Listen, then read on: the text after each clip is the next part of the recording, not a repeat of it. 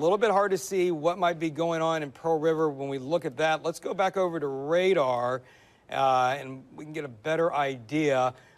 Basically, if there is a tornado, it's probably very close to Poplarville. So everybody in Interstate 59, including Poplarville, which is in the tornado warning right now, you guys stay sheltered. We're not getting a real clear look at what's going on there with Doppler or on radar right now, but there's enough indication on Doppler that there still could be a tornado in Pearl River County.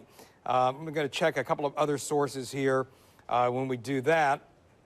Let me look here in Pearl River County. Yeah, so just south and west of Poplarville, this area we're showing on Viper, that could be, if not a tornado, damaging winds, definitely moving toward Poplarville any second now. So tornado warning continuing for Poplarville and for that portion of Pearl River County. And again, on Viper, let's go back down into the Slidell area.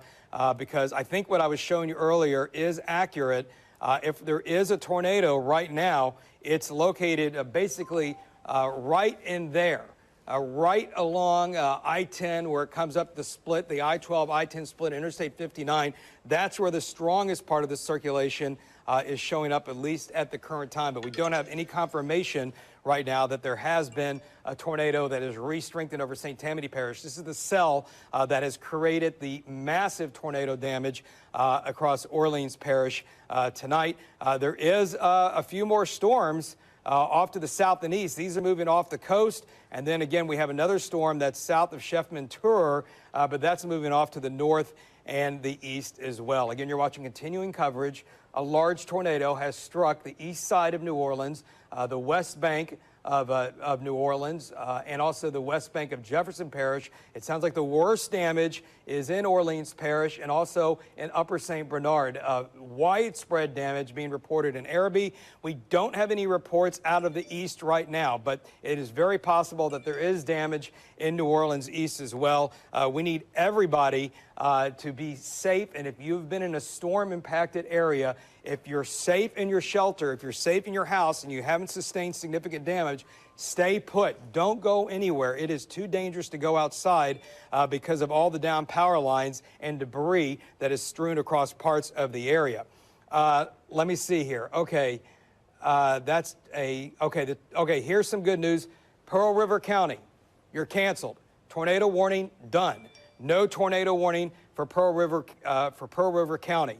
We continue with the tornado warning in Slidell. Very strong storm showing up over Slidell. There's still a bit of a circulation, and it's kind of right in this area here now, shifting off to the north and the east, where there could be a tornado.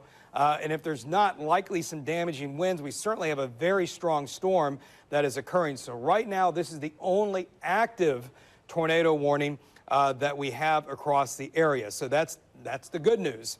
We don't have any other tornado warnings showing up. One more note on Pearl River. The storm has weakened. There's still a concern with the storm to the south. Okay, so, and the storm to the south is this one. All right, so the Pearl River storm, this is still strong, okay, but there's no indication of a tornado with this one. They've dropped that tornado warning because we're worried that this storm may strengthen in Pearl River County and we may have to put up a new tornado warning there, and we want to try to avoid the confusion. But this is definitely the stronger of the two right now, is the one that's over Slidell. And again, that's the only tornado warning that we have at the current time in southeast Louisiana and in Mississippi. So the tornado warning, it does extend into Hancock County, obviously, and the lower portions of Pearl River County, with Picayune, you being included in this particular tornado warning. So a very bad night tonight across the city. We don't have word on injuries yet. I'm going to be shocked if there aren't any. The video that I have seen, what little video I have seen, it is bad. It is a very large tornado that has struck St. Bernard, Orleans, and Jefferson Parish tonight. In fact, you know what? If we can pull up the Entergy outage map, and if we show that, that'll give us an idea of what the path was. I think we have some video that we've gotten in now. Let's go to this. And again, that is a very large tornado that you see in the background there. This was when it was over the West Bank from Manhattan Boulevard area. That's where the shot of this tornado was first taken. And we know it stayed on the ground and it crossed the river. And it crossed the river and it struck Arabi and also parts of the lower 9th Ward tonight. So that's at least some video that we have in tonight. In a few minutes, we're going to get that energy map up on the air. And when that happens, we'll really be able to see what the path of that tornado was. I think that'll really tell the story about what's going on. Close-up look now.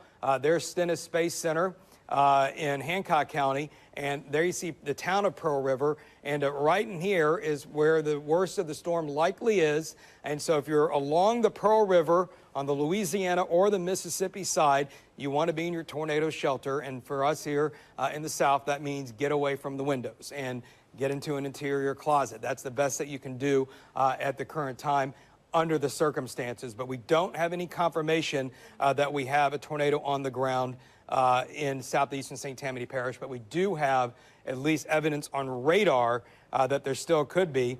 Looking at the latest circulation, it looks like it's now along I-10 and Interstate 59. That's what it looks like. And David, yeah. I'm just saying, I'm looking at the energy outage map. When you look at Entergy New Orleans and you cross the Industrial Canal, you can see a clear, definitive, like almost like a line where the power outages are. And it looks like, if not the entire lower 9th Ward is without power, most of it is, and you can tell the power outages move on to adjacent St. Bernard Parish, Arabi, the most northern part of St. Bernard. So and y'all can throw that widespread. Y'all can throw that behind me. If you, I don't know if you can take that or not. I mean, if you can put it behind me at the wall, you know, go ahead and do it, and I'll talk over it. But if you can't, that's fine. I'll just continue to talk over it. But yeah, as you were saying, Shelley, yeah, that is the lower 9th Ward, the Holy Cross neighborhood, and Arabi is completely without power. So again, there you can see the canal, and there you see that's Holy Cross right there. So Bywater and Marigny, missed Bywater, Marigny, and it missed the 7th Ward, but it hit the lower 9th Ward, Holy Cross, and then here's Arabi, which I've seen video of. Terrible destruction there. And then notice as you go into New Orleans East and east along Chef Highway, we've got a bunch of power outages there. I don't know if can we kind of scoot things down a little bit if somebody is on that website, if we could push everything back down. Shelley, are you running this energy website? No. Okay, that's not the source. I was going to say if we look just a little bit farther to the north, we could see how much further those power outages extended. And also, if we look at the West Bank, I'm not sure if we can see there. I can kind of see there's Algiers right there, and it looks like the power is on. So it's probably just below there where the power outages started over portions of the West Bank of Jefferson Parish. Power outages go into the Michoud area, if you're wondering. As far as power outages in Orleans, when you move into New Orleans East and out toward the NASA facility, it looks like all the way to the Michoud area along Chef Mentor Highway, and then it looks like it kind of stops right there. So along Chef Highway, mostly, not really closer to the lake, that area is mostly green. Okay, yeah, and again, I guess we'll go ahead and go back to Weather 1. Let's go back to Weather 1. And I was looking at this over Lake Catherine and the Wrigley's. That tried to have a little bit rotation with it as well. That's a different storm. We don't have any warning on it. The rest of these storms are now moving into the marsh, it looks like, except near Port Sulphur. We still have some big storms. These are going to come into lower portions of Plaquemines Parish. Let me get out of the way here. Lower portions of Plaquemines Parish, but we don't have any warnings for those. But I just want to let everybody know the rest of Plaquemines Parish, you have some pretty big storms coming in your direction. So the only tornado warning is this one with the possible tornado crossing over the Pearl River into Pearl River County. That being said, radar indicated severe thunderstorm capable of producing a tornado was located near the town of Pearl River, moving to the northeast at 40 miles per hour. So that is the update on the tornado warning in St. Tammany, Hancock, and Pearl River County. So we can see we've kind of cleared Slidell, right? And so the tornado is somewhere just south of Pearl River and just west of the Stennis Space Center, kind of where I was showing you a couple of months ago. This is until 8:30. It's radar indicated, so we don't have any visual confirmation, but this is the New Orleans tornado, or the cell that produced the New Orleans tornado, and it looks like it's going to kind of follow Interstate 59. So Picayune, you need to stay sheltered, stay away from windows. Diamond Head, Bay St. Louis, it looks like this storm is staying to your west. You're not in this tornado warning, but anyone living along on either side of Interstate 59 in St. Tammany and in Pearl River and Hancock counties, you're going to want to stay tornado sheltered because of what we're seeing on Viper and on radar of a possible tornado. Once this storm is done, I guess you can say we're done for the night, but I think that happened a long time ago. Just terrible what's happening across the area this evening. We've got some pictures that we just got in from Arabi. I think I saw a couple of these earlier. Look at this, and Shelley, you know, can comment as well. Terrible, complete destruction. It's hard to tell if that's a wall or a foundation, but there you can see that house is completely gone there. There's just a couple of walls remaining, but the whole rest of the structure has collapsed, so devastating in Arabi tonight. I mean, I hope to God we don't have injuries or anything worse. If we get out of this without that, it'll be a miracle. But we have major damage in the heart of St. Bernard, Orleans, parts of the West Bank of Jefferson. We did hear from Joe Valente, and we don't have injuries in Jefferson Parish, so that was good. Yeah, I'm reaching out to, I don't know if you can hear me, David, but I'm reaching out to some people who That's I know. That's fine. This video we're seeing, this is what the tornado looked like from Chalmette. So this is from Chalmette. Huge tornado looking back toward Arabi. A couple of the videos I saw, we could see other miniature tornadoes rotating around it. That's called a multi-vortex tornado. Very unusual to see something like that. The last time there was anything close to that was, of course, the New Orleans East tornado, the strongest tornado on record to ever hit Orleans Parish. And look at the power flashes right there, indicating that it was hitting electrical lines. But our current weather situation is a possible tornado over east of Pearl River, probably in this area right in here. So it's crossed over Pearl River and is now moving into Pearl River County. It looks like it's gone east of the town of Pearl River from what we can see on there. Bruce, have you seen anything new? I'm going to pop on here very quickly. So you're watching Local News Live. We are taking the severe weather coverage of WVUE in New Orleans, Louisiana. Here we go. I'm going to pop myself on here. We are watching WVUE's coverage. We appreciate you tuning in. We're going to go right back to it in about 5 seconds. Just want to remind you what you're looking at. WVUE, a tornado went through, it looks like the east side of New Orleans, St. Bernard, Orleans, and Jefferson parishes all majorly affected. You can see the power outage map below me. And we're also going to get some coverage, a video from one of our stations in Alabama as well. We'll get that back up in a second. But for now, let's go back to the coverage of WVUE in New Orleans, Louisiana, as they are covering a severe tornado that went through part of the city. Close in between Pearl River and the Stennis Space Center, and that again lines up with the tornado warning. So we don't have a confirmation, but either this is getting stronger or it's moving farther away from the radar site, and I can see it a little better that we possibly have this tornado beginning to strengthen again across the area. Let me see. Some other reports in Arabi. Rescue efforts are underway. There may be people trapped in St. Bernard, getting reports, possible people trapped in homes in Arabi. This is from a St. Bernard firefighter. So literally a life-threatening situation ongoing in St. Bernard. Rescue operations are currently underway there. Very shortly, and again, we're watching this active tornado warning east of Pearl River and over Stennis. It's basically over the Pearl River, crossing into Pearl River County. Let me get Stennis back up. There we go. And if we look up from there just a little bit, it's going to cross into pretty rural areas. So it looks like as long as it's staying east of Interstate 59 and away from the Stennis Space Center. It's going to be mainly in the woods here. Obviously, there's some folks that live right along the Pearl there, but it's going to be in a much less populated area. Going back now to emergency management, and nothing else is showing up there as far as this is concerned. Let's see, Shelley, where do y'all have somewhere we can go to in news? Do we have somewhere we're going to in news right now? If the producer could let us know. We need to start getting some reports from in the field. We need to take it back over to Shelley Brown because we are winding down the tornado emergency here in the Fox 8 Weather Center. We're in a recovery situation now of what has been a devastating, large, catastrophic tornado that has done damage, and actively people are trapped. Active search and rescue going on right now in St. Bernard Parish. That is from a St. Bernard firefighter. So if we could just get a little bit of guidance here. Okay, and we'll go over to Shelley Brown now for the latest, because again, our continuing coverage is winding down in the Fox 8 Weather Center. We need to start going to live news coverage. Okay, David, I'm being told that we have a lot of video and images that are coming into the Fox 8 newsroom that we want to go ahead and show you. Obviously, a very devastating situation.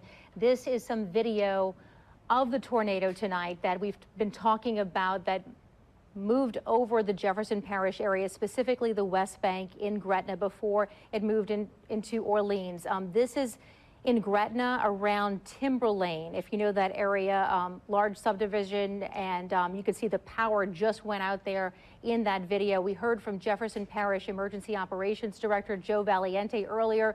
He mentioned transformers had been blowing up, very indicative of a situation like this when you have very powerful winds moving in. Those transformers that blew up were in the area of Gretna Boulevard as well as Manhattan Boulevard tonight. Also, 3200 block of Clare Avenue, power poles down. So definitely a serious situation. This video right here is from Chalmette pointing north in St. Bernard Parish to the direction of Arabi.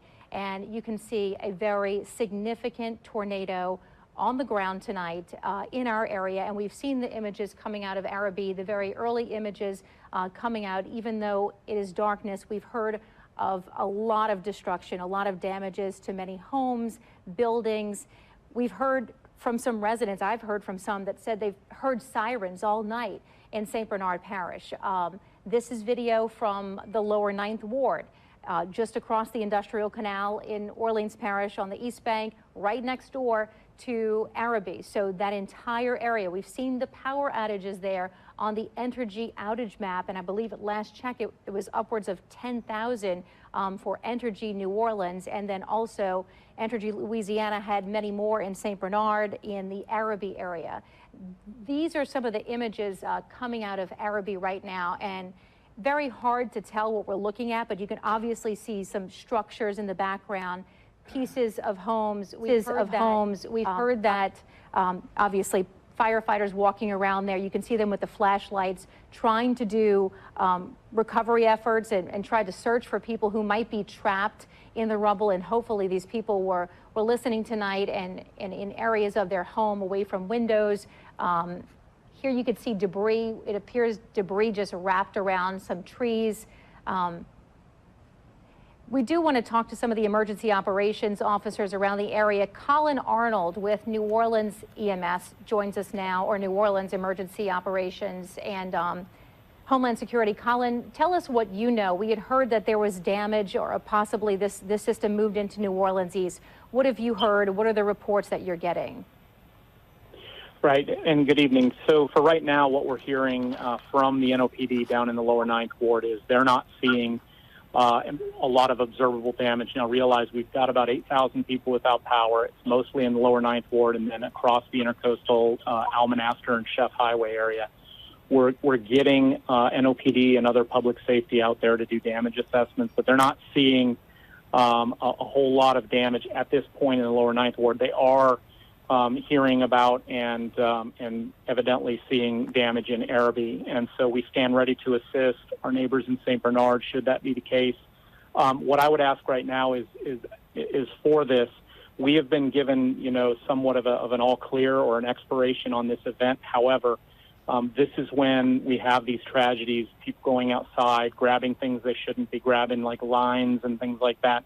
Right now is a time to wait, let public safety do what they need to do, move through the area. They may check on houses just to see what's going on, if there's any damage. Obviously, wait for power to be restored and those types of things. And we'll be doing that same methodical movement out into New Orleans East to be looking into that area as well. Okay. Obviously, the power outages. Any reports of any injuries, like 911 calls, any of that coming in tonight?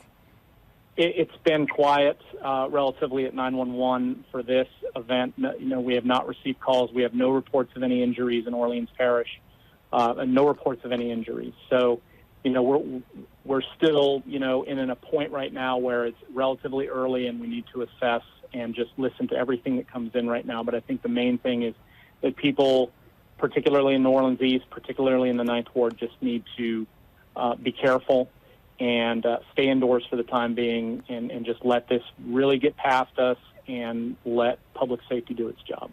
Yeah, because obviously when you have 8,000 outages, and we looked at the map, it looks like the entire lower 9th Ward is red on the Entergy New Orleans outage map. The power's out on the main thoroughfares on Claiborne and St. Claude Avenue, so and all of those residential streets, so people should not be roaming around. Also live Correct. Wires down as well from any poles that may have snapped. So definitely heed those warnings tonight if you're listening. Colin Arnold, if you hear anything else, especially from the NOPD as they head into the areas of New Orleans East, Michoud, those areas, please let us know if you've got any updates. Will do. Thank you. All right. Thank you. All right. so Thank much. you, Fox 8. Thank you, Colin. Thank you. David, you. Yep. Guys, I want to just talk about a couple of things real quick, and I'll talk about what we were seeing here on Viper, but I'm going to talk about that in a second. I'm getting, just so you know, St. Tammany Parish is reporting, and again, this is mainly rural, but Highway 1088 and Highway 36 is impassable due to downed trees and debris. That is from the tornado that moved in off the lake earlier around Big Branch. So impassable Highway 36 at 1088 due to trees and debris, according to fire dispatch in St. Tammany Parish. That's the latest on that. What you're looking at here on Viper is our rotation path, all right? And where you see the yellow, that's intense. The green is weaker, and I've kind of isolated it. And you can see there's Arabi.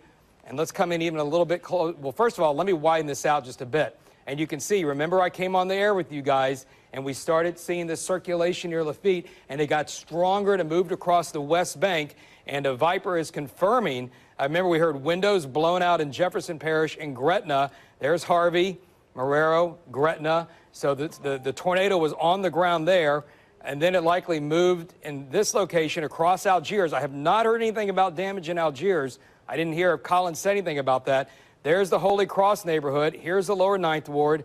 And then there is Chalmette, and then here's Arabi, right? So Arabi is right there, Holy Cross, lower 9th. We know there is extreme damage in this particular area, and we can confirm that with our rotation tracker. Then we followed the storm into the east. Now, one thing to note, we haven't heard much, but if you look here, there's Lake Forest, and there you see, there's Old Gentilly Road, Almonaster Avenue, and then you have Chef on the other side of that. Notice that we kind of lose that strong rotation tracker as it moved over the east. So I'm not saying there's not damage there, because we don't know, but we didn't get as strong of a signature. Then it started to increase again once it got over the twin spans and then moved toward Eden Isles. And again, we have not heard of anything in southeastern St. Tammany Parish right now in the Slidell area, if there was any damage reported there. And then the tornado warning that's still ongoing in Pearl River County, we kind of see that the circulation is weakening to the east of Interstate 59. Let me go ahead and just, while we have this up, I want to go ahead and get the latest radar look on that storm. Again, that looks like it is continuing to weaken as it pushes well to the east of Picayune. So good news there tonight, is it looks like the severe weather threat is ending across southeast Louisiana. I'm watching you Plaquemines Parish. We still got some strong storms there. We're still watching Hancock. All right, we have storms west of Bay St. Louis, and maybe a little bit of a notch still showing up to the south and west of Catahoula there, but overall, it's over rural areas of Hancock County if there is still any kind of a weak circulation there. But the big story, obviously, is the damage that has occurred in Orleans and St. Bernard, and as well as parts of Jefferson Parish tonight. And we can see that very clearly with our shear path showing up on Viper. The other, let me go ahead and, again, isolate the strongest portion of that. And that's the tornado through the New Orleans area. And then here was showing even stronger rotation. This was the tornado that formed over the causeway and then moved across a big branch between Lacombe and Mandeville. And remember, I just said at Highway 1088 and Highway 36 is impassable due to the fact that there's debris everywhere. Well, this is a very strong rotation. This was obviously a tornado cutting all the way deep into St. Tammany Parish, and then the circulation weakened as it got to Tallahassee and then moved across the Pearl River. So this kind of gives you an idea. If you widen this out, that was our 2 tornadoes tonight. There was also another storm a little while ago that had some pretty good rotation, but it looks like that did not tornado. But this is the tornado that started south of the West Bank, below there near Lafitte, cut across the city, and then weakening over St. Tammany Parish, and then the second tornado tonight, which, thank goodness, largely stayed over rural areas. Shelley, let's go back over to you. Okay, David, we have David Jones, Fox 8's David Jones, one of our reporters who is in St. Bernard Parish and joins us now live from Arabi. David? Yeah, hey, Shelley. So we're walking with first responders right now. They're actually going house by house and making sure that everyone inside is safe. So far, everyone appears to be safe, who we've seen and spoken with. I'll just shine my light over here. We can pan over and just show a bit of debris here, over there. You can see, wow, that house is, yeah, that's leveled. I don't know if it's a house or a shed or what. So we're coming up on Alexander Highway, or Alexander Ave, excuse me. Some water here. You can see what we're talking about when we say flooding, right? And not to drive through floods. So right now, all of this road around us, I mean, totally submerged. I see it. Steve, look, can we go over to that school bus right over there? You see what I'm talking about? I wish there was a way we could get closer. Maybe we can come up on the grass here and show, wow. Yeah, so got a school bus on its side there. No, it's just the top. No, it's just the top? Okay. So it's just the top of the bus there on its side. If we pan over here to the left, we can see some damage in those homes right over there. Again, we're in Arabi, St. Bernard Parish. St. Bernard Parish deputies have actually been out here going house by house, kind of a search and rescue effort. But the area that we were in on St. Claude, I mean, like, just devastation. And we're gonna go back up there and bring you another live report here in a few minutes, but just total devastation there. So we're gonna track the path and see what we can find. But for now, we're live in Arabi. David Jones, Fox 8, Local First.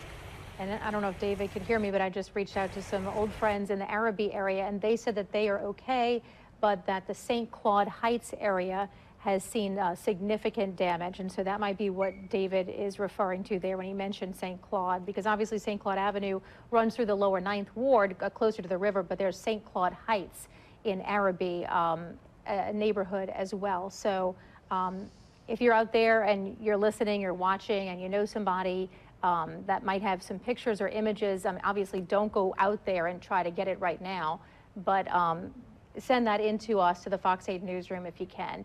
And we're going to go through those images as well. And here's some of that video.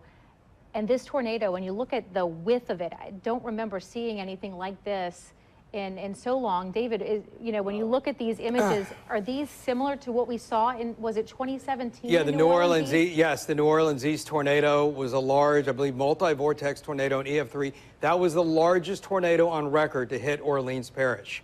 And so this one's going to be right up there.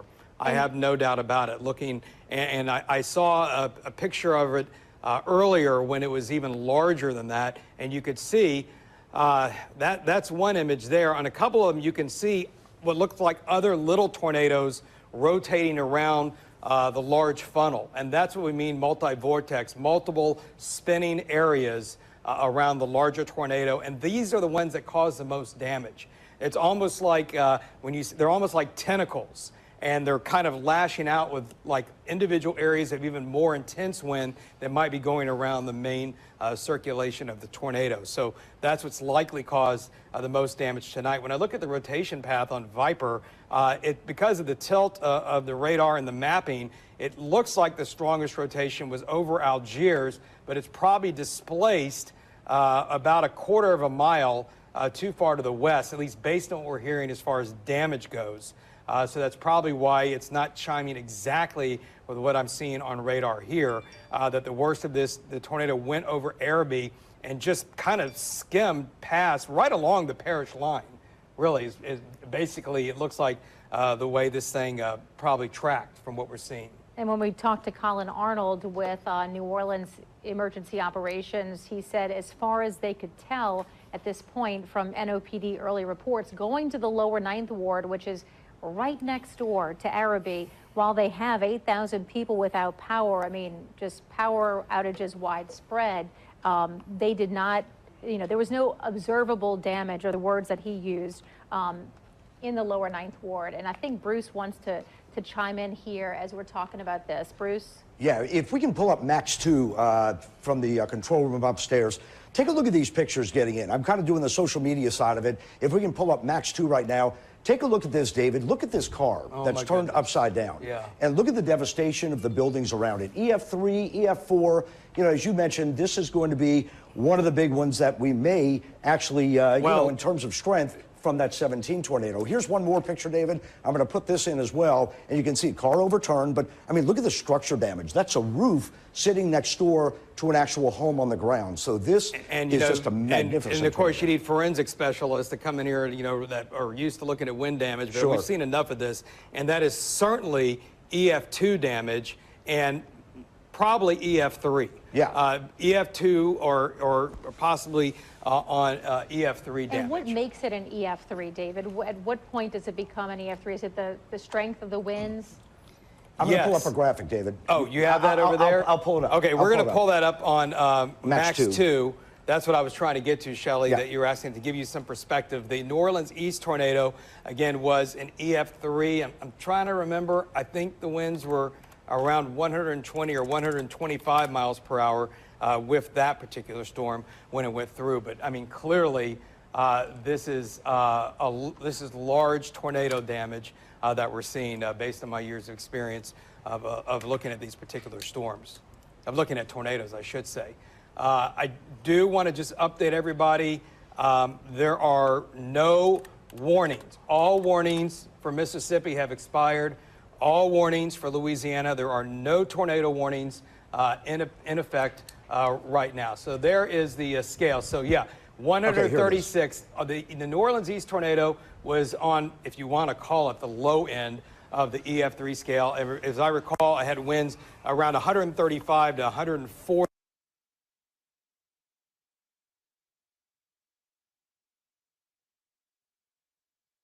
Looks like we lost a feed there from WVUE. I want to show you this real quick. This is the tornado that went through New Orleans earlier today.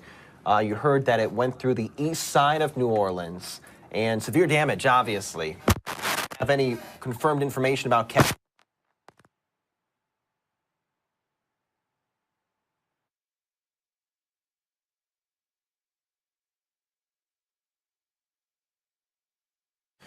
They're still in kind of the recovery aspect of this, measuring the damage here in New Orleans. But here is a tornado that went through that part of the city. I'm going to go back. It does look like they have their coverage back up. Let's go back to WVUE, Fox 8 New Orleans. They continue their coverage. Very hard to make sure that our community is safe. No major injuries at this time. And you guys are busing residents to the Civic Center? We're setting up a staging area. We're contacting John Ram, a Homeland Security guy. He's already set up. We're going to stage somewhere along Center Street or in Arabi. We will pick people up and bring them to a shelter that have been affected by the storm. Okay. Yeah, and that was Guy McGinnis, the St. Bernard Parish president, speaking obviously very early on in this situation, this devastating event that has happened tonight with a major tornado touching down. We're on the wrong source there. Go back to Max 1. I don't know where that's coming from, but we need to, okay, that's, hold on a minute, that's not good. So let me fix that real quick. Okay, there are no tornado warnings in effect. That is what you're looking at there is, again, the rotation path as the storm moved from the West Bank through St. Bernard Parish. Sorry, Shelley, I just needed to correct it. I had a bad graphic on the air. Yeah, so Guy McGinnis, the St. Bernard Parish president, was talking about how they have set up a staging area right near Center Street in Arabi, and the parish, emergency rescue people will be busing people to the Civic Center, people who need to be. At this point, he says no word of any major injuries, but this is still very early on, and you can see that some structures, homes, businesses have been leveled, especially when we look in these images right here. And Rhonda, our producer, who are we going to next now? Okay, so Fox 8's Rob Masson is on the North Shore. He's been driving around in the Lacombe area, and he joins us now live by phone. Rob? Hey, Shelley, we've been watching the reports. David was tracking that water spout on the lake that appeared to be moving in toward the Big Branch area, just a little bit west of Lacombe, up toward Pearl River. We can tell you we saw some tree damage along I-12, just a little bit west of Lacombe, but the interstate is perfectly passable. I'm now driving through an area west of Lacombe, and it looks like a very large portion of this part of St. Tammany between Lacombe and Mandeville is without power at this hour. Been checking with friends and sources in this area. They say they've not seen any damage. The St. Tammany Sheriff's Office has deputies out looking for damage. They have found some trees down along Highway 36, a little bit east of Abita Springs. And as I said, there's some tree damage along Interstate 12, just a little bit west of Lacombe, but the interstate is passable. There are no reports of injuries at this point, but it looks like several hundred people are without power from that storm system that moved through here probably about 45 minutes ago. Again, deputies are out looking for damage. We do not have any reports of any serious damage or injuries at this point, just some tree damage along Interstate 12 and along Highway 36, Shelley.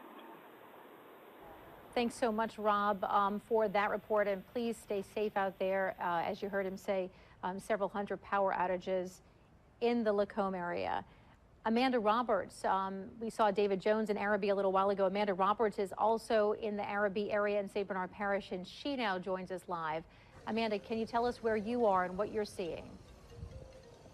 Yeah, absolutely. We're here at Benjamin and Patricia Street right here in Arabi. And all of the power is out. It is just incredibly dark right now. People are starting to come out of their homes. This is the home behind us here, pretty much devastated here. You can tell we are looking into the kitchen, it looks like. But I was speaking with the folks earlier, and you all have a pretty incredible story of survival. Do I understand that this is your house, sir? My house, yes. How are you feeling? I'm glad my son is alive. Yeah. And, can you tell me what happened? Well, my son's mother had called, and of course I had walked to what was the front, the side door, and I'd opened the door. And I grew up in Tennessee. I'm from Tennessee, and I knew that it got very quiet, and then it was raining and it stopped, and I knew that's that's time. So I shut the door, and he was sitting on the couch, and anyway, so I told him to put the iPad down, and then we left and ran down the hallway. And I could hear it so loud, and then I was talking to my ex-wife. She was on the phone. I told her to be quiet. And this is a firewall. The stove was there. There on the backside was a big, large master bathroom. And then when there's a small bathroom in there where just the toilet was, and we went in there, and when it hit, I could feel it, and then it went to pull me. My feet started coming off the ground, and I pushed my son down, and then it was gone, and my feet hit the ground again. So you were lifted up into the air. Just a little bit, yeah. Just a little bit. Because it caused the vortex, the vortex from it to pull me out because we were enclosed by walls. It's only 2 feet by 2 feet in this small. It's just a small bathroom. Water closet. Yeah, water closet. Yeah, basically. Yeah. Were you just holding on to your son? Yeah, I was sheltering him. I had him underneath me. Yeah, I mean, I was cowering over him. I'm a pretty big guy, so. But there is a lot of debris that if you were in that water closet. If I had gone, what you can't see is that I mean, you have to understand the frame and structure around it and the firewall right here. That's what protected us because it came from this way. And that's the guest bathroom. Had I gone in there, if you go and look at the front of it, there's a hitch sticking through the front wall of it into that room, into that bathroom. Looking at this now, going through what you all have gone through, did you need help getting taken out, being rescued? Oh, yeah. My neighbor across the street, the gentleman right across over there, and then St. Bernard Sheriff's deputies helped us out. What was that like? We couldn't get out. What was that like? I just wanted my son out because you see the power lines, they go over the top. In other words, that bathroom is straight up and those power lines cover the door and everything getting out of it because, I mean, it's only as big as this block of concrete right there. That's how big it is. So, yeah. That's where it went. That's the rest of the house. And then it goes, there's my car, and then this gentleman's house, that was a 2-story house. And how we know he's not there is his car's not there. If it would have been there, because he had a garage that he pulled into, when he was home. And if his car was there, he wouldn't be there. I wouldn't think he'd have made it through that because his house is gone. No, that was a 2-story, probably a 5,000 square foot house that was right there. So you're telling me we haven't seen this house? It's essentially gone. Gone, completely gone. It's completely gone to the ground, to the structure. And it was probably it was 2-story, maybe 3, and at least 5,000 square feet, had to be. What do you think of all of this? Well, I grew up in Tennessee. I'm used to that. I thought I would come down here and get taken out by a hurricane, but apparently not. So I'm just glad my son is still kind of, still kind of living in shock, I think, a little bit. So I think, were you going through the pieces trying to find what you could? Yeah, I just don't know what to think of it, And tell me your name, sir. My name's Jason Dickinson, yeah. All right. Do you recall what time this hit? Oh, man, I could look at my phone and tell you. But no. My house burned when I was 10 years old, yeah, on the 4th of July. And it was a historic home, and it burned to the ground, and we lost everything. And that's kind of how I feel at this moment, so. Anything else, Jason, you wanted to add? I hope everybody else is all right. Things can be replaced, houses can be rebuilt. People can't. So, and I'm in the funeral business of all things too. Yeah. Okay, well, I'm glad you're safe. I'm glad your son is safe, but yeah, we got a lot ahead of us. Everyone else is too, because we still don't know yet, obviously.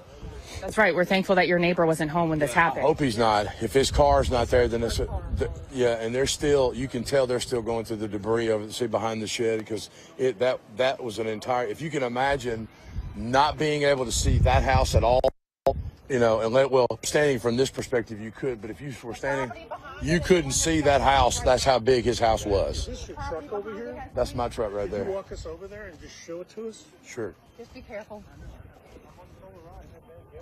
Watch your step. There's nails in that. Rodney Newmeyer is watching us. He just called me. Yeah. So this is just a huge, large debris field that we're just starting to look at here at Benjamin and Patricia in Arabi. And Mr. Jason, you said that this is your car. That was just... Yeah, that's my car. Yep. It's pretty incredible just looking at all of this. And we're looking at all of this in the dark. So keep in mind that we haven't seen really the extent of all of this damage just yet. No, and I would say that my car is actually... The only reason it's probably still there is because of the post. There's a metal post behind it that it's actually sitting on that probably kept it from floating away. Because when it hit, it was so fast. It was just, it was like a freight train, and I could feel the house shaking, and it was just, and I remember my son looking up at me, and I just told him, I said, put your face down and keep down no matter what happens. About how much time do you think that was between? It was in a matter, it wasn't even 2 minutes. I mean, well, from the house shaking, probably 3 or 4 minutes. But when it hit and it happened, seconds. 15, 20 seconds maybe. And that was it. That's how violent that is. And how is your son doing? He's shaking up, but he goes, where do we, he said, what are we going to do for snacks? What are we going to do for our snacks? They were out of Cocoa Puffs. Yeah. He's thinking of the important things. Yes. Yeah, he wanted to know where they were going to eat. That's what he said. Well, that's why we're looking through this stuff. Maybe find some snacks at least. There's a pizza. Oh, wow. I didn't even notice that till now. Yeah. Yeah, we just start to look at piece by piece after all of this storm. So it is, it's my brother, my dining room table, my brother made for me. His name's Clint Dickinson. And it was Amish grade. And those are the legs, those white legs you see. And it was made, and there's no metal in it, and it could withstand like 1,600 pounds of pressure on each corner. And he lives in Tennessee. He's an incredible carpenter, and it's gone. And Brandy gave me the chairs. There's one chair. Brandy, I know I saw a chair somewhere else yeah. too. So family gifted chair. Brandy's like the Joanna Gaines, Black Dog. There you go, Black Dog remodeling. Is this the roof of your house? What we're seeing right I here? think so. The yeah. attic, though. Attic, yeah. So that looks like it's the attic. There's That's my all Christmas cut into tree. trees. There's my Christmas tree up there. We're spotting a Christmas tree up in there. And that's a pine tree that stood in the front, and there's no telling how tall. I mean, it towered above my house, and that's what. Yeah. So it kind of just peeled your house away. It did. It took. I mean, obviously, when it came right through here, you know, the funny thing is the way they turn. If it came from that direction, what doesn't make any sense is how it must have hooked around, snagged my house, and then it snagged the whole. I mean, because the path had to have gone straight over his. Had to. You think the path of the tornado crossed right over your house? There's no. It Came through that field right there. Came through that field, and when it did, it hooked around. When it hit my house, it hooked around because when I tell you, you couldn't see that house or any of those homes on the other side. That's how big his house was. And it's leveled. There's nothing there. So if that tornado did hook, I mean, I know we've talked about how lucky and fortunate you are because the place that you were hiding was a safe spot for you. Yeah. And if that tornado hooked just right around your house, it crossed your mind how even more lucky you were to survive that? Let me tell you something. The good Lord was definitely, there's no doubt. Because I almost went to, and I just knew that, you know, where I grew up, and you just go to the smallest room in the house, even if it's a closet in the middle, where you have the 4 structures around you, and that's where you go. Bathtub's not always the best place, folks. So, because otherwise we wouldn't be here. No. Well, I'm sure your family is really thankful. Yes. Were you worried for them this whole time? Yeah, we got over here quick. We made it through the cops, ran through power lines. When I walked up to their block, I didn't even recognize the neighborhood. I didn't know where I was because everything was gone.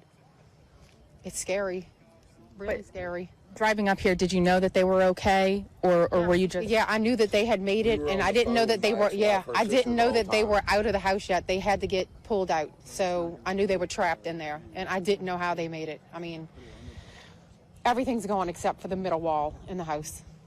It scared the hell out of me. Goodness. Anything else you all wanted to add? No. All right.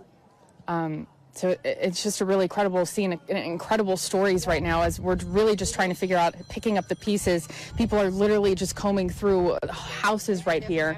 And it seems like we're getting moved to another location because there might be a natural gas leak.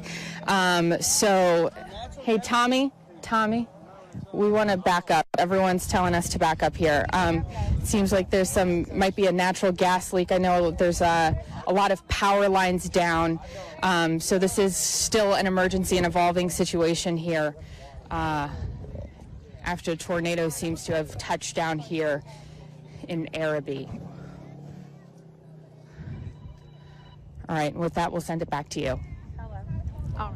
So much, Amanda. I just wanted to see if you're able to stick with us, Amanda. I wanted to talk about exactly where you are in Arabi. So I was looking at the map, and when you're driving in from Orleans, you pass the Jackson Barracks, which is where the National Guard is located, and this looks like it's right past that area.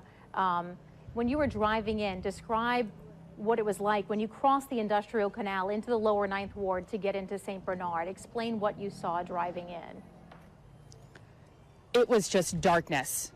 We could just tell that this was the place where the storm had touched down because of how dark it was.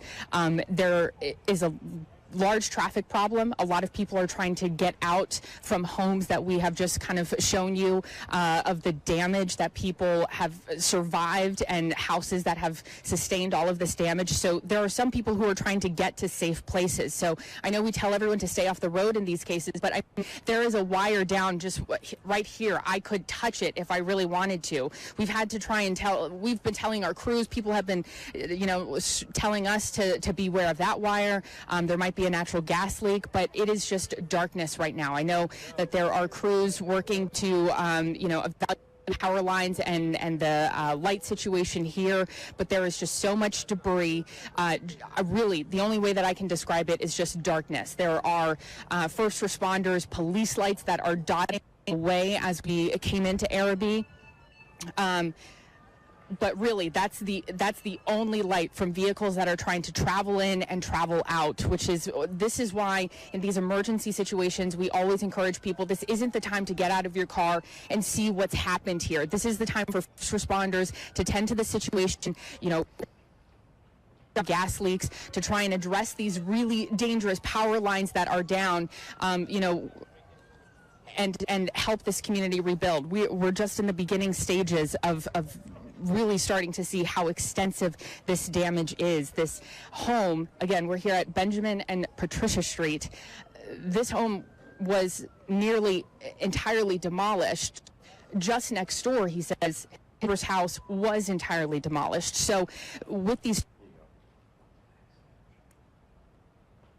Okay, we may have lost Amanda there. Like a specific line through a parish or... All right, we've been listening to Amanda Roberts, who's live for us in Arabi, and I just want to kind of give some people who are watching some perspective on where we're talking about. So when you drive through the lower 9th Ward and then you enter St. Bernard Parish, Arabi is right there. Actually went to grammar school in that neighborhood where Amanda is right now, St. Louise de Marillac. And that neighborhood is Patricia Street and Benjamin off of Judge Perez Drive near Alexander. Also hearing from some people who live in the area who say there are some people missing or they just cannot get a hold of them right now. So a lot of people wondering about their friends, their loved ones, their relatives. And we heard that there is a staging area set up at Center Street in Arabi that is busing. The parish is actually busing residents who need shelter at this time, who've lost a lot, to the Civic Center in Chalmette. David Jones is also in the Arabi area, and we checked in with him a little while ago. We want to check back in with him now to see what's the latest in the area where he is. Yeah, Shelley, I heard you say that they were busing residents to Chalmette from Center Street and St. Claude. We're actually just down from St. Claude, closer to Orleans. And I was hearing something about the tornado path, maybe going along St. Claude. That might have been a thought. I could definitely see that damage coming in. So I'm going to give you a bit of a picture. We'll walk and talk here, but I'll start off with showing you Bayou Barbell. This is a gym that was destroyed. I mean, you can see like the glass is shattered. I'll shine my light there. Hopefully that can help a little bit. WVUE's Fox 8's reporter Olivia Vidal, her uncle was actually in Bayou Barbell at the time. And while he was inside, he texted her and said, my whole gym is destroyed. The roof caved in. 3 of the walls collapsed. We were all huddled in the back tool room. Everybody's still shaking. The glass blew out the front of the business. There's glass everywhere. The whole roof is laying on top. All the equipment, the whole area got destroyed. So now we're looking over. This is going east on St. Claude. You can see responders, I mean, they have a monumental task ahead of them. But right now responders have set up that area, and then they've actually blocked off the entirety of St. Claude on both sides So we're going to do a little bit of a walk and talk here. I can show you some of the debris we've been seeing. Down power lines everywhere on the ground, suspended in the air. I don't know if you could make that out or not. You can see that the entirety of St. Bernard Parish, responders are out here. Firefighters putting on their gear, taking it off. We've seen search and rescue teams going through the different houses, checking to make sure that everybody's okay. Steve, can we pan over here to this house? I don't know if you could pick that up or not. You can see the entirety of this house. I mean, just like the entire side portion of this house, I should say, just demolished. I mean, wrecked. Yeah, I mean, this damage is huge. Thankfully, first responders, we were walking with them a little bit earlier, and they actually checked on the resident of that house. He gave them the thumbs up, said everything was okay. Let's walk a little bit over toward here so you can see this is what we're talking about. This is what we're dealing with. Power lines on the ground, power poles completely collapsed from the wind. We're going to do our best here to step over this wire. We don't know if it's live or not. And again, just power lines everywhere, down and right up there on the corner of St. Claude, and I want to say that's maybe LeBeau. I think that's LeBeau. That's where we've seen a lot of damage. This antique store that was over there looked like it was completely destroyed. I mean, it was barely standing. Wow, this speaks for itself. This really does. You can see that pile of debris over there on the corner. Friscoville, that was it. So we're walking right in front of this building right now, going toward Friscoville and St. Claude.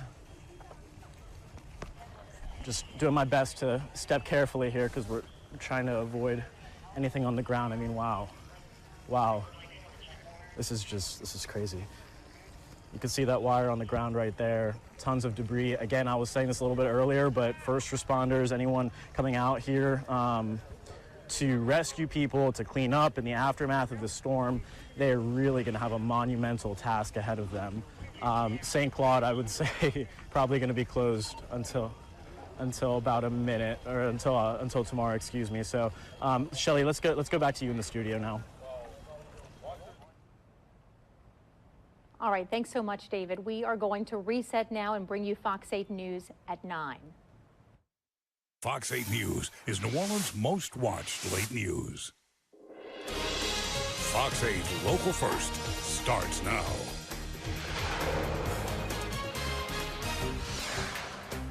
Good evening, I'm Shelley Brown. We are following breaking news at this hour of 2 tornadoes that were on the ground in our area. Viewers from across the metro area have sent us videos of the tornadoes. As you can see on your screen, David Goldman sent video from near Timber Lane in Gretna, and Preston Trahan saw it taking form near Chalmette. We do have crews around our viewing area now surveying the damage left behind by those tornadoes. We'll have more from the worst hit areas in a moment. But first, Chief Meteorologist David Bernard joins us now with a closer look at what came through those areas. David. The first thing I'm going to do right now is look at our rotation tracker, and this is not going to be exactly right, but it's probably a reasonable estimate based on the ground truth that we have as far as the damage goes. So this tornado, when I came on the air, remember, it was near Lafitte and Crown Point. It was right over the northern edge of Lake Salvador and moving to the northeast. And we said, look out, Estelle. It was likely on the ground there. We know it was on the ground with the damage, albeit not as bad in Jefferson Parish as what happened in Orleans and St. Bernard, has moved through Jefferson Parish on the west bank and all the way through Arabi with a good, strong rotation track there near Lake Forest in the east. So more likely than not, this tornado was on the ground for all of 20 miles or a good chunk of that. And that is extremely unusual. That is a long track tornado. This is a major tornado. This rivals, perhaps may even be worse than the New Orleans East tornado in 2017, but it's certainly just as bad. And that was, again, an EF3 tornado that, as I recall, had winds around 135, 140 miles per hour, perhaps as high as 150. That would be an EF3 scale. Certainly the damage I'm seeing tonight is indicating that we had at least EF2 damage across the area. So that's about how long that was on the ground. Now, then, we picked up more rotation. It kind of weakened. It's a little unclear if we have a lot of damage in New Orleans East. We haven't heard much, but our rotation track is indicating it might have weakened in this area as it moved off to the northeast. The other tornado that formed, the other one formed over the lake, right there over the causeway.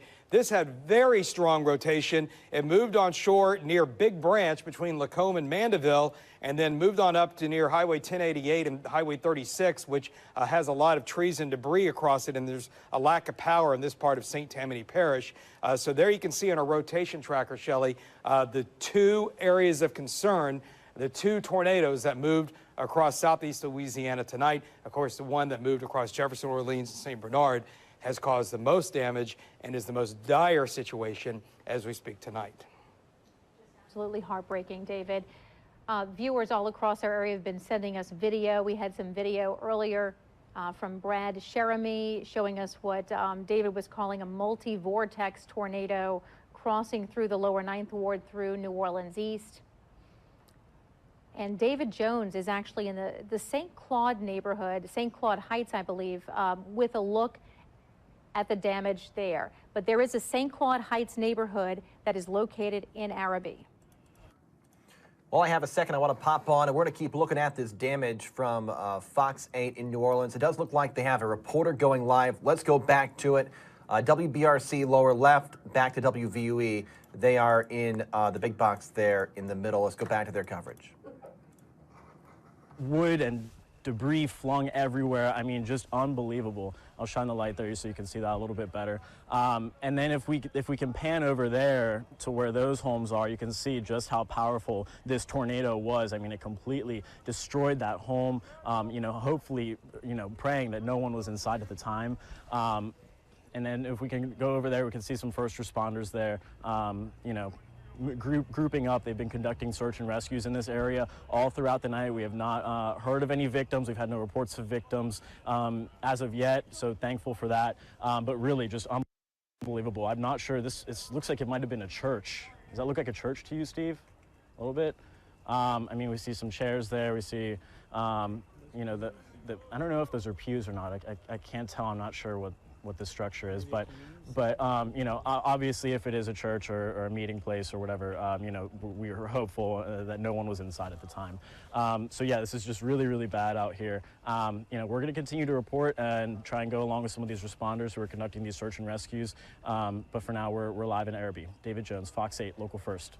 All right, David, thank you so much. He's right near St. Claude Avenue and Center Street, right as you enter St. Bernard Parish in Arabi. St. Bernard Parish officials say sections of Judge Perez and St. Claude are shut down due to down power lines and, of course, debris. We've been talking about the down lines, but there's also, you got to imagine, a lot of debris.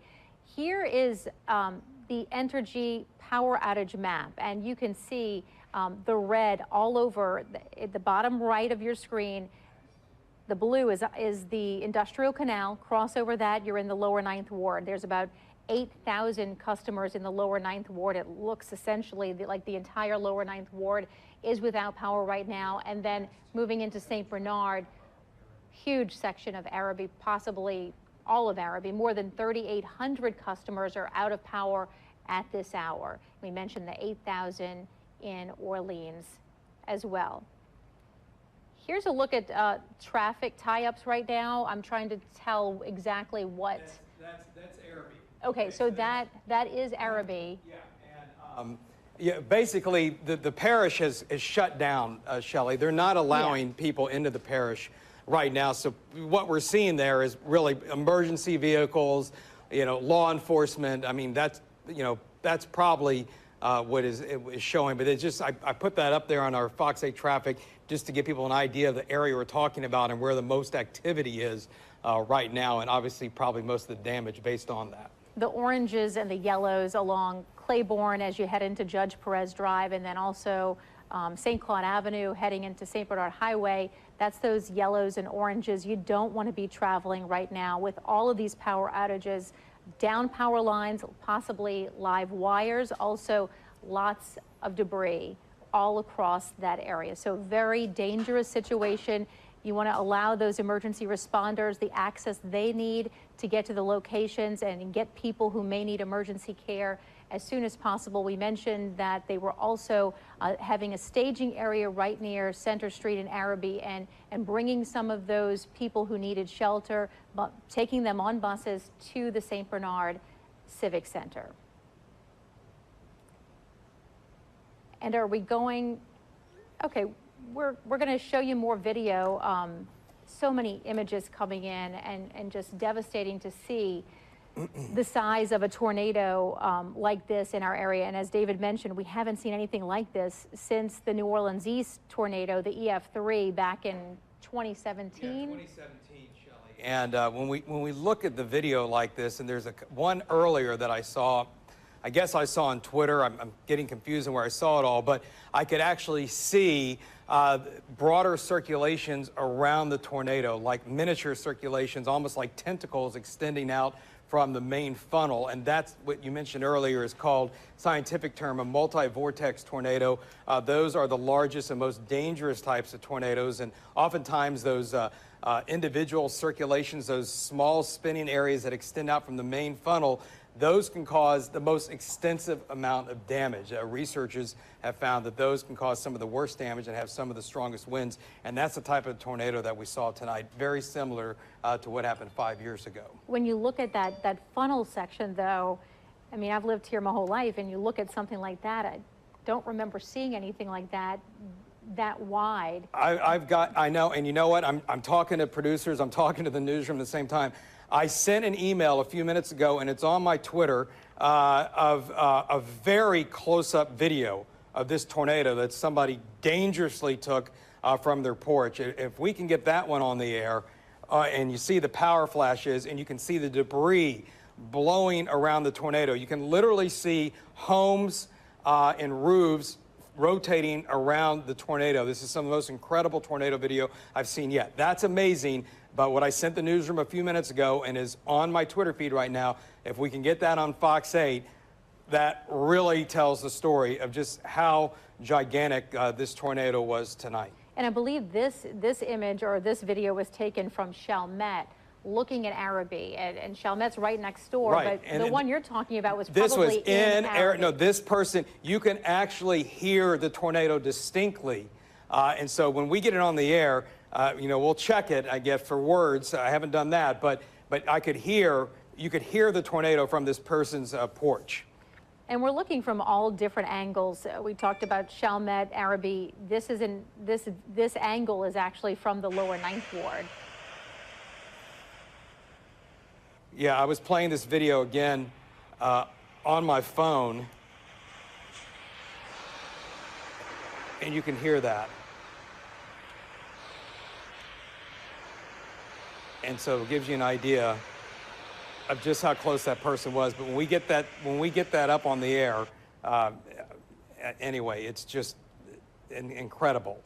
And you can just, when you see the sheer damage, houses leveled, chunks of houses just missing. You can see into bedrooms on the 2nd floor, and then chunks of the houses are just removed, cars flipped over. I saw power lines along Frisco, I think it's Friscoville, and that's one of the streets in Arabi, and the power lines were just all twisted and mangled, and they had metal wrapped around the lines.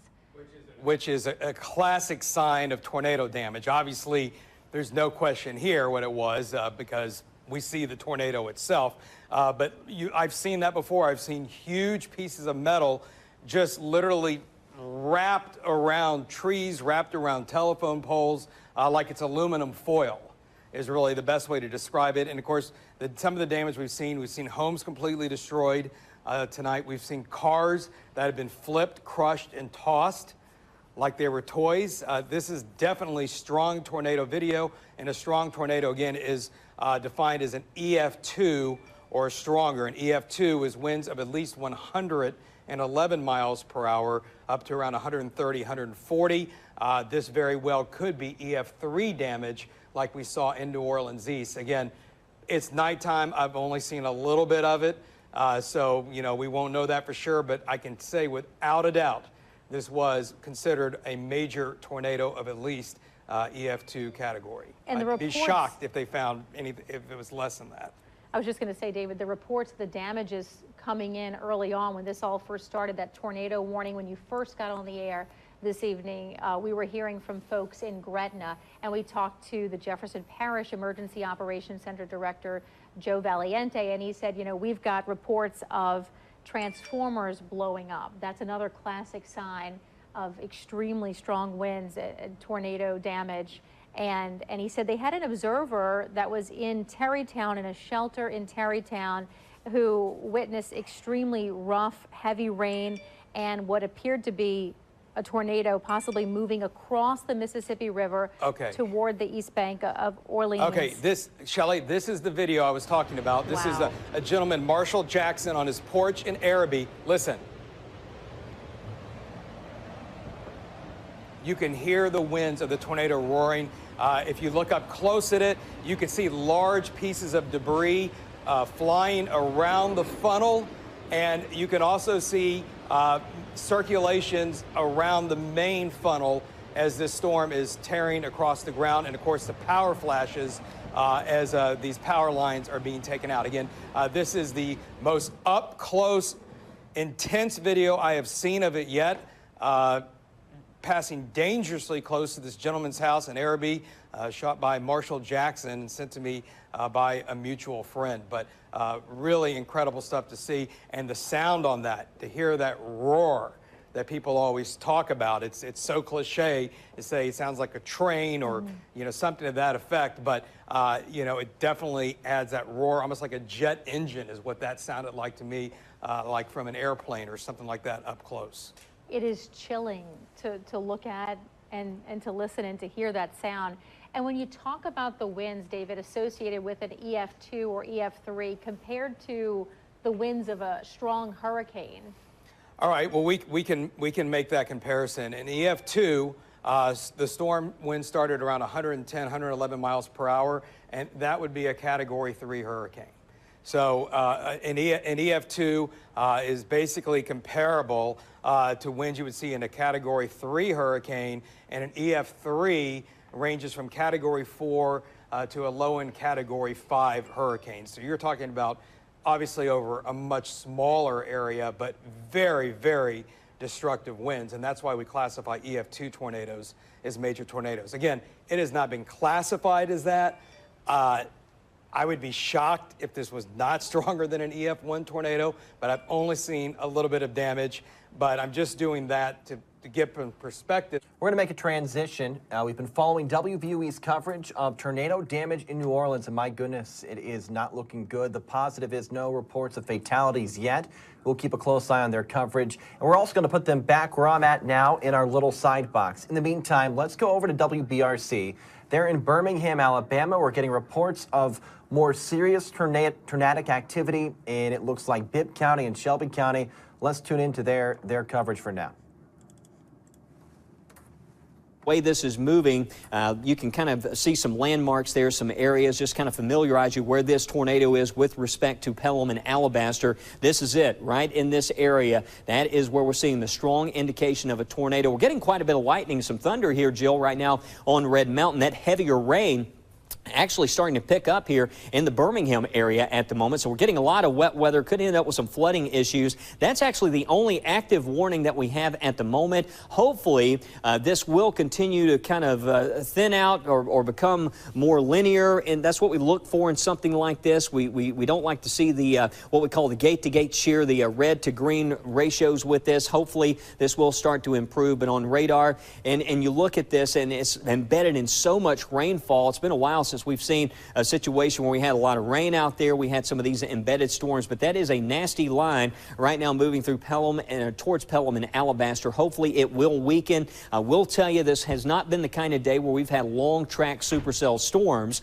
We've had what we call QLCS type storms, quasi-linear convective system. That's what this is. Along this line, we've had storms that are spinning up. They're producing some warnings, and then the warnings don't last long. So these are not the kind of situations here. And there we go. We just took another strike here on the mountain. So you may see, if you do see the screen briefly flicker, we are taking quite a few cloud-to-ground CGs, lightning strikes here on the mountain at this point here at WBRC Fox 6. That heavier rain starting to move in. And I know for a lot of you out there, you're probably dealing with the heavy rain and some loud thunder. These storms are moving through. And just to let you know, the only warning that we have at this point, it's this one now, and it is a significant warning that we have across Shelby County. We're getting indications, as Jill noted a few moments ago, and I want to go to, real quickly, Jill, we're about to come to you. I want to show this debris detection. We call this CC. This is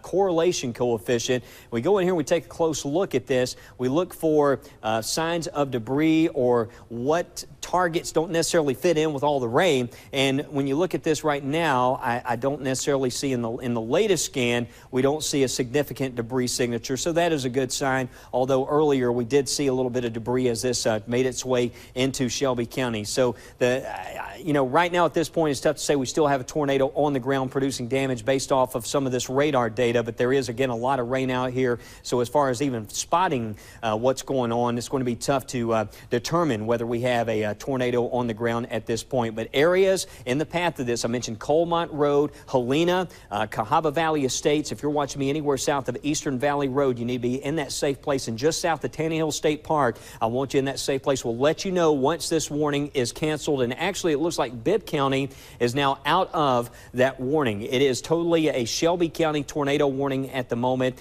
And many counties have been trimmed away from the watch, actually. If you notice there, we have counties to the north and west. Jill, some areas to the north, it's a little bit cooler, but we're still watching to the south. And this is that one area that we've been watching here over northern Bibb County. We had that one storm that moved out of Hale County. It weakened, and hopefully this one will continue to weaken here as it moves on to the east. Yes, Wes, we have seen the debris lofted. So again, we are seeing that the tornado probably has lifted. So we're not detecting that debris any longer, but we still have some very strong winds with this. Just because we're not seeing potentially a tornado right now on the ground causing damage doesn't mean one couldn't spin up, but we also have, it's a severe thunderstorm. So we can have 60-mile-per-hour winds, and our system is certainly tracking those strong winds. You can see towards Glen Carbon, Lindsay's Crossing. Again, this is all moving northeast. So again, if you're watching us, especially Colmont up through Pelham, even Alabaster, you could see some strong winds out of this, and you could have power interruptions. We just had lightning hit again at the station. So again, power problems definitely could be an issue. Again, we're watching this very, very closely because, again, we've seen what it has done in the past. It weakens and then it tightens back up again. And so again, we can't trust it. We have to keep a watch on it. So again, I want you to be in your safe spot. If you're watching us again and you're under that tornado warning by Oak Mountain in the Pelham area, anywhere along 65 down through Alabaster. So it continues to morph and take on different shapes. As you can see that maybe that once really strong and an extreme circulation when we had the tornado has maybe ceased a little bit, but we'll have to keep a watch on this because again, at any moment this could tighten up. But what we're seeing right now is some better news. I am not seeing that tight circulation we once saw. Might be breaking up a little bit. Still some strong winds. We still have the tornado warning in effect. And this is for Shelby County until 9:45. Until. All right. As you can see, just devastating. Residents, we're going to make our way down the street where we've heard that. Earlier we were speaking with a resident. So down the street from where we are, not the opposite way from where you're looking. There's a lot of damage we're hearing on the houses down that street. You can see behind me though. Steve, let's just walk and talk here. And we're gonna do our best to walk and talk because we got a lot of debris on the ground to step over. But I mean, you can see just like how devastating. I mean, blocks, that have just been ripped off this church, which we have confirmed. I don't know if you were all with us for our earlier hit, but we were looking at a church here and we have confirmed that it is a church, so we're hoping that no one was inside at the time. Speaking with first responders, we have not been told of any casualties or any victims or any injuries, so thankful for that, but of course that could change as more information develops. We know that rescuers have made their way down this area prior, I want to say maybe about 30 minutes ago. you know, and we kind of saw them huddled off to the side. So it didn't appear that, you know, that there were any lives lost or any injuries or anything like that. We haven't seen paramedics taking anyone either. But I mean, you can just, wow. Steve, can we show this house over here? I don't know if we're able to. I mean, this is just unbelievable. Unbelievable amount of destruction here in Arabi. Sorry, I'm just stepping over some wires. I mean, look at that. Wow. Wow. Roof completely collapsed. Home is just demolished. I mean, this is really, really bad. This is really bad. All right, we're gonna keep walking and talking here. Hopefully maybe we can find some residents out here.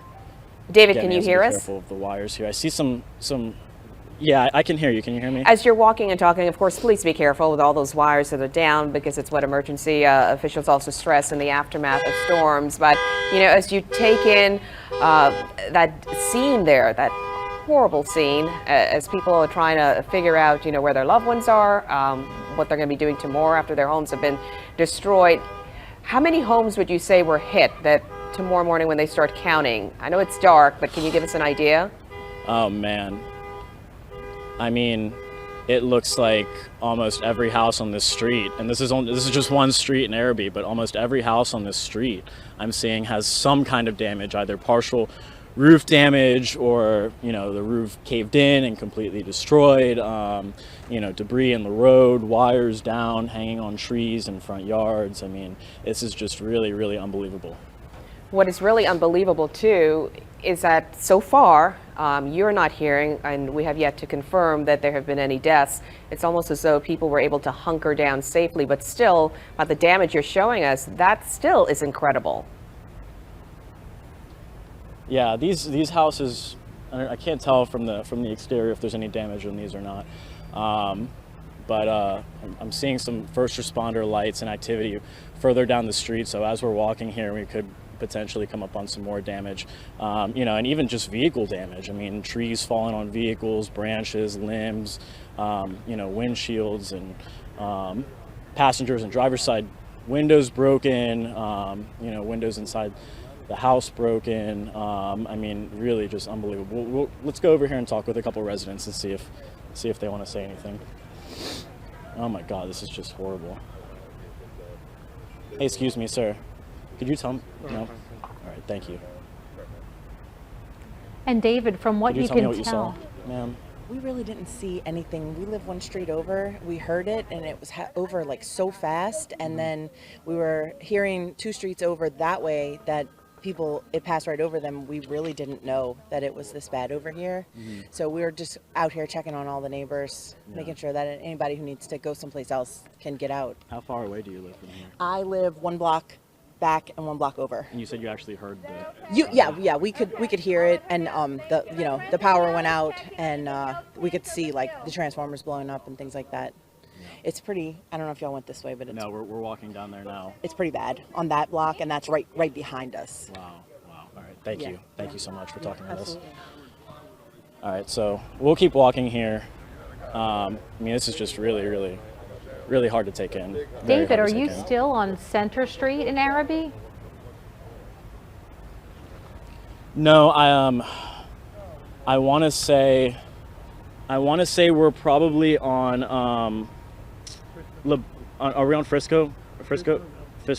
Okay, so we're on Friscoville Ave, which you can see is blocked off by a tree here.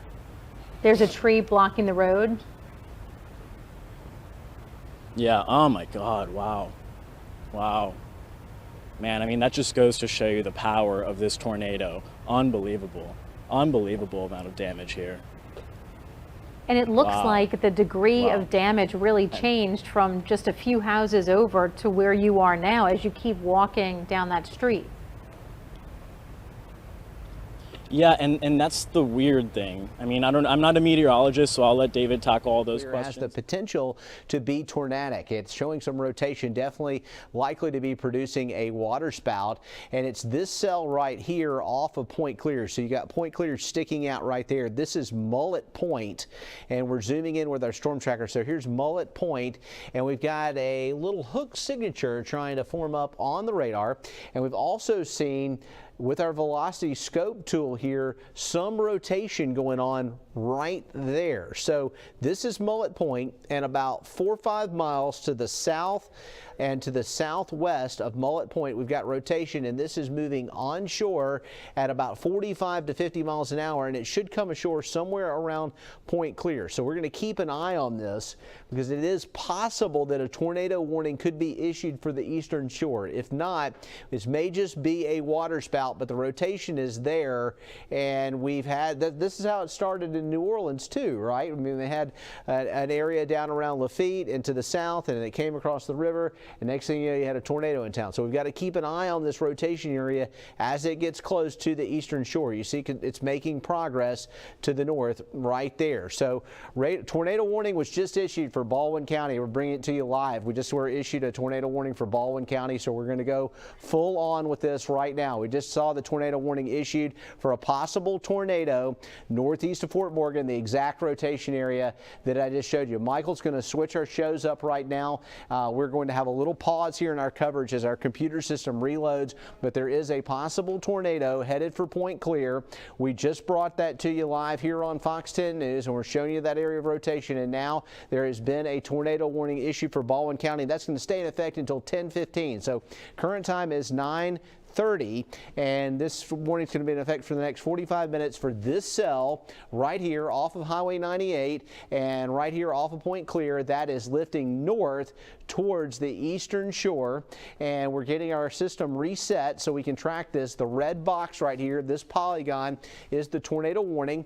The possible tornado is still over Mobile Bay right now, but it's headed towards County Road 32 and also down near Point Clear in the Grand Hotel. So possible tornado over Mobile Bay, tracking to the north and to the north-northeast towards Fairhope. This is live television here, 9:30 here, and we've had a little lull in activity. Hadn't had much going on for like the last hour or two, but now we're starting to see conditions more favorable for tornadic activity as some new cells are coming in off the Gulf. So here we go.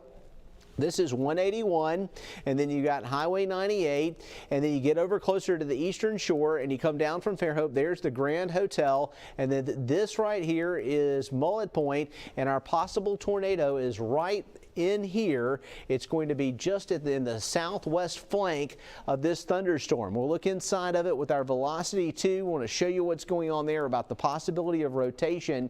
We're going to shift the map down. This is where we had an issue earlier, and there it is right there, the possible tornado showing up between Middle Bay Lighthouse and Mullet Point. It's going to be just about due west of Mullet Point by about 2 miles out off the bay. It's tracking up towards Zundels Wharf and headed up towards Point Clear. So we've got a tornado warning for Baldwin County, and this is going to potentially include the Fairhope area. It's definitely in line to come ashore near Point Clear, but it also includes the Fairhope area.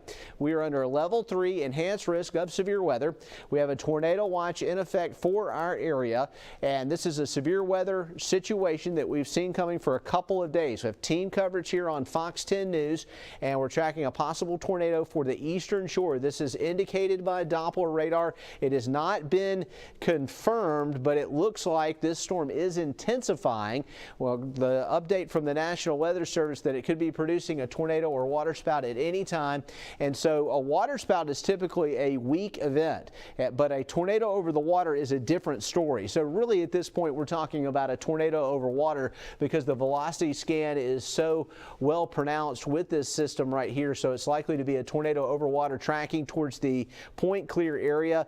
If you're anywhere near Fairhope or Point Clear, you want to be sheltering for the possibility of a tornado headed your way. We have our live camera in Daphne. It's going to be difficult to see through this storm with the rotation area being on the south flank of the precipitation shield, but we're going to be watching that for you as well. So right now a tornado warning in effect for the Point Clear area and areas along County Road 32. We've got Fairhope High School right here. It looks like it will pass very close to or just west of there. It's going to be along the bay homes along the eastern shore, right near Point Clear, and from there leading up towards Fairhope. We're monitoring an area of rotation over Mobile Bay, and it's going to likely come ashore somewhere between Mullet Point and Point Clear, and it may come very close to or follow right along the immediate shoreline of Mobile Bay from Point Clear leading up into Fairhope proper. And the warning will be in effect until 10:15. Michael, let's do a storm track on this thing, and based on a forward speed of about 45 miles an hour, and see what time we think this might arrive towards the Fairhope, Fly Creek, Montrose area, with the potential of this tornado coming across the bay and working up along the eastern shore. Storm Tracker is plotting that we would have it ashore by 9:45, possibly a little sooner than that in Point Clear. And then as we take it further out in time, we're going to reset those times for you. There you go. Fairhope area by 9:45. So it could be over Point Clear possibly as soon as, say, in about the next 4 to 5 minutes. And then, so by about 9:40, Point Clear, 9:45. Fairhope, 9:51 in Daphne for this rotation area right here. And it's likely to track up as it comes across Point Clear and run right along the eastern shore. We've got a lot of homes right along in here, the edge of Mobile Bay. We can see the lightning showing up with our Daphne cam, but again, not a real good angle on the storm there because your Daphne camera's here and it's got to see all the way through this precipitation shield to the rotation area, which is right here. And this thing is tightening up a little bit. It is showing a very well pronounced hook signature on radar right now, so this is likely a tornado over the water and not just an ordinary water spout. We're expecting that this storm will lift right up across Point Clear here shortly, and we're going to continue this warning until 10:15 p.m. The velocity scan that shows us the rotation has actually showed that the circulation's gotten stronger with this system as it's come in. We first noticed it had some rotation as it moved across Fort Morgan, and we were watching it as we were bringing you the pictures of what was happening there in the New Orleans area from their tornado. We were monitoring this thing. Now it's gotten to the point where we thought, you know, we need to break in to coverage here and bring you what's going on here locally. And then as soon as we did, about 3 or 4 minutes later, we got that tornado warning. So here it comes, and right there is the edge of the supercell thunderstorm that's producing potentially a tornado, and that's going to be close to Point Clear and the Grand Hotel as this lifts to the north along Highway 98. If you are anywhere from Fairhope south, you need to be in shelter for a possible tornado coming up along the eastern shore in Baldwin County right now here as we're showing it to you on Fox 10 News. We're going to talk you through it. If you're down around Mullet Point, it looks like this thing has just passed the Mullet Point area. So it's about to come ashore near Point Clear. If you're down around Fish River, you're likely okay. But if you're up near 98 and especially west of 98, any of the roads out here near Battles Wharf, the Point Clear area, and Zundels Wharf, you're going to be potentially in line for this tornado as it comes out of the bay and then works its way across Point Clear, and then it should go right along the shoreline of the eastern shore. And there's still a subtle hook signature to what we're seeing on radar. It's not a well-pronounced hook, but there is some signs of that going on as we look at the structure of the storm. And then we're also seeing potential rotation going on the edge of the storm. I'm going to send it over to meteorologist Michael White. Michael, you can see that rotation area right there. It looks like it's about 2 miles east of Middle Bay Light, and right there off the eastern shore, it's about to come ashore in Point Clear. Michael. Yeah, Jason, this thing is literally right off the shoreline, but moving ashore. So you look at right here, we got this bright shaded color. I'll point to that with the storm tracker pointing tool right here. That right there that I've got the arrow on, that's the possible tornado. And that is literally moving northeast at 40 miles an hour. So anyone that has homes right along that scenic corridor of 98 from Point Clear up to Fairhope, you need to be in shelter right now. That is the lowest level of your home, away from doors and windows. You need to make sure preferably a first floor bathroom or closet. That is the best place you can be because that signature, which started out as a water spout and technically it still is, is, it is moving toward the shoreline at a rapid pace, and all of the eastern shore is inside this tornado warning. So that includes Fairhope, Point Clear, Daphne, Spanish Fort, Malbus, and Stapleton. Everyone inside those communities, basically the entire eastern shore of Baldwin County, needs to be in shelter right now from a possible tornado that is just off the coast of Point Clear and lifting its way to the north and to the east. Point Clear getting very dangerously close to you. That would put it out by the Grand Hotel.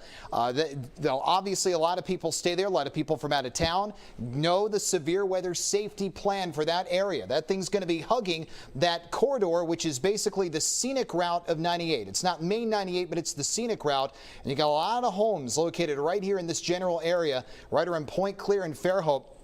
And the possible tornado is lifting north and east in a hurry at approximately 45 miles per hour. So it is a fast-moving storm that started out in the bay and is about to work its way onshore onto the eastern shore of Baldwin County. And this is exactly how things did start for our friends in New Orleans with that massive tornado that moved through that part of the southeast earlier tonight. So anyone in Fairhope, Daphne, Spanish Fort, anyone on the Highway 98 corridor, anyone along Highway 181 needs to make sure you are in shelter, lowest level of your home away from doors and windows. This is obviously the most heavily populated section of Baldwin County is the eastern shore, from Point Clear up to Spanish Fort and Stapleton. Everyone needs to be in their safe place. We've been warning you about the potential for this all night long, and the signature remains strong as it's gradually working its way up to the shoreline. We go back to the radar and take another look at it on with what's known as the reflectivity. This is what shows the rain, and you can see that it looks like the core of the rain is in advance of where the possible rotation signature is. It's raining at its heaviest right there on Greeno Road, just north of Fairhope High School. Right along that section of Highway 98 and Fairhope Avenue, that's the core of downtown Fairhope. That is where the nastiest rain is falling, but the tornado signature is just to the south and west of Battles Wharf. As we go back to it on the velocity display, you can see it right there. We got that light green shaded color. That is your possible tornado right there around Battles Wharf and right around Point Clear. So it's just to the south and west of where some of the heaviest rain is currently falling. So make sure you stay with us. We're going to continue with this warning. It goes all the way until 10:15 tonight. And Jason, this is, we were watching those storms just before we came on the air at 9, starting to brew up around Fort Morgan, and they just got stronger and stronger as they moved north over the bay. The concerning thing about this one right now, Michael, is that it's going right up Scenic 98, and so it's pulling away from the Grand Hotel, and it's going to track right up here near Fairhope Pier. So there's Fairhope right there, and then this is Scenic 98 down through here, and it's going to be essentially from the Grand Hotel and then all the way up Scenic 98, and unfortunately it looks like it's going to ride at the angle that it's tracking. It could ride right up along the coast or be just out over the bay. It's going to be a close call for where this is actually occurring and then what could be impacted if it's indeed a true tornado over the water or over the land areas. Now we have a warning up for it. It's not been confirmed, but at the same time it does look like it is occurring based on what we're seeing on radar right now. So a possible tornado indicated by Doppler radar right here near the Grand Hotel and Point Clear and Battles Wharf, near Ponder Drive and 32 here, and then lifting on up towards Pecan Avenue and working along Scenic 98. Now we've got a crew right now driving south down 98 from Daphne headed towards the Fairhope area, and so that's going to be down the main part of 98. We're going to have to watch out with that crew there because this possible tornado right now, it looks like it's still out over the bay, and at the angle that this system's tracking, it's moving a little more due north than the actual polygon, and so that may actually, fortunately, that could be good if it'll keep the circulation over water for a little bit and not bring it ashore near some of the houses. So we were concerned it might actually ride up Highway 98 or Scenic 98, and right now it looks like the circulation may be just out over the bay, but there could be a little spatial difference in what's going on here by a mile or so, and we could be off. So this thing could easily be a little further to the east or a little further to the west, so I wouldn't rest easy if I was in the Fairhope area. This thing is a close call for Fairhope, and it's tracking up towards Montrose and Daphne. So if it doesn't come ashore here around Fairhope, it may come ashore. You can see how the shoreline of Mobile Bay, where the cliffs are here, in Montrose, it begins to bend back up to the north and back up towards the northwest, and eventually this thing with more of a northerly or northeasterly track at about 45 miles an hour is going to come ashore, and that would bring it ashore here around Montrose and Daphne. Here's the Fairhope area right here. There's the Grand Hotel, our rotation area, very close to Point Clear. It may have run right across the actual tip of the Grand Hotel and Point Clear there, and it's going to continue to move on up right here off of Fly Creek Marina and Fairhope, and then it may come back ashore somewhere here around Montrose and Daphne. So we have our storm trackers out there in Daphne, and we're expecting, based on what Michael was showing there on the storm tracker, that we're looking at about 10 minutes or so, and this is going to be up in the Daphne Montrose area. It's a very fast forward speed. In fact, it looks like that circulation may be tightening up a little bit. We're still seeing a very pronounced signature of what appears to be a tornado over the water. If not, there's definitely the potential for a strong water spout out there in Mobile Bay. So there's Daphne, there's Spanish Fort, here's Malbus. We're all included in this tornado warning. You're in it right now. Malbus, you're in the tornado warning,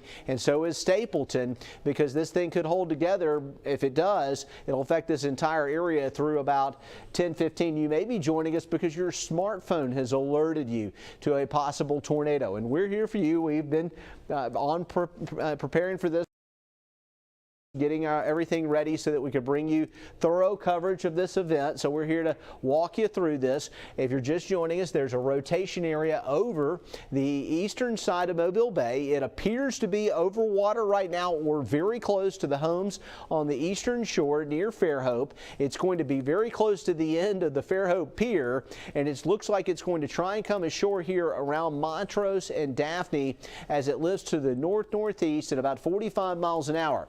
Michael's putting the times up on our storm tracker right now.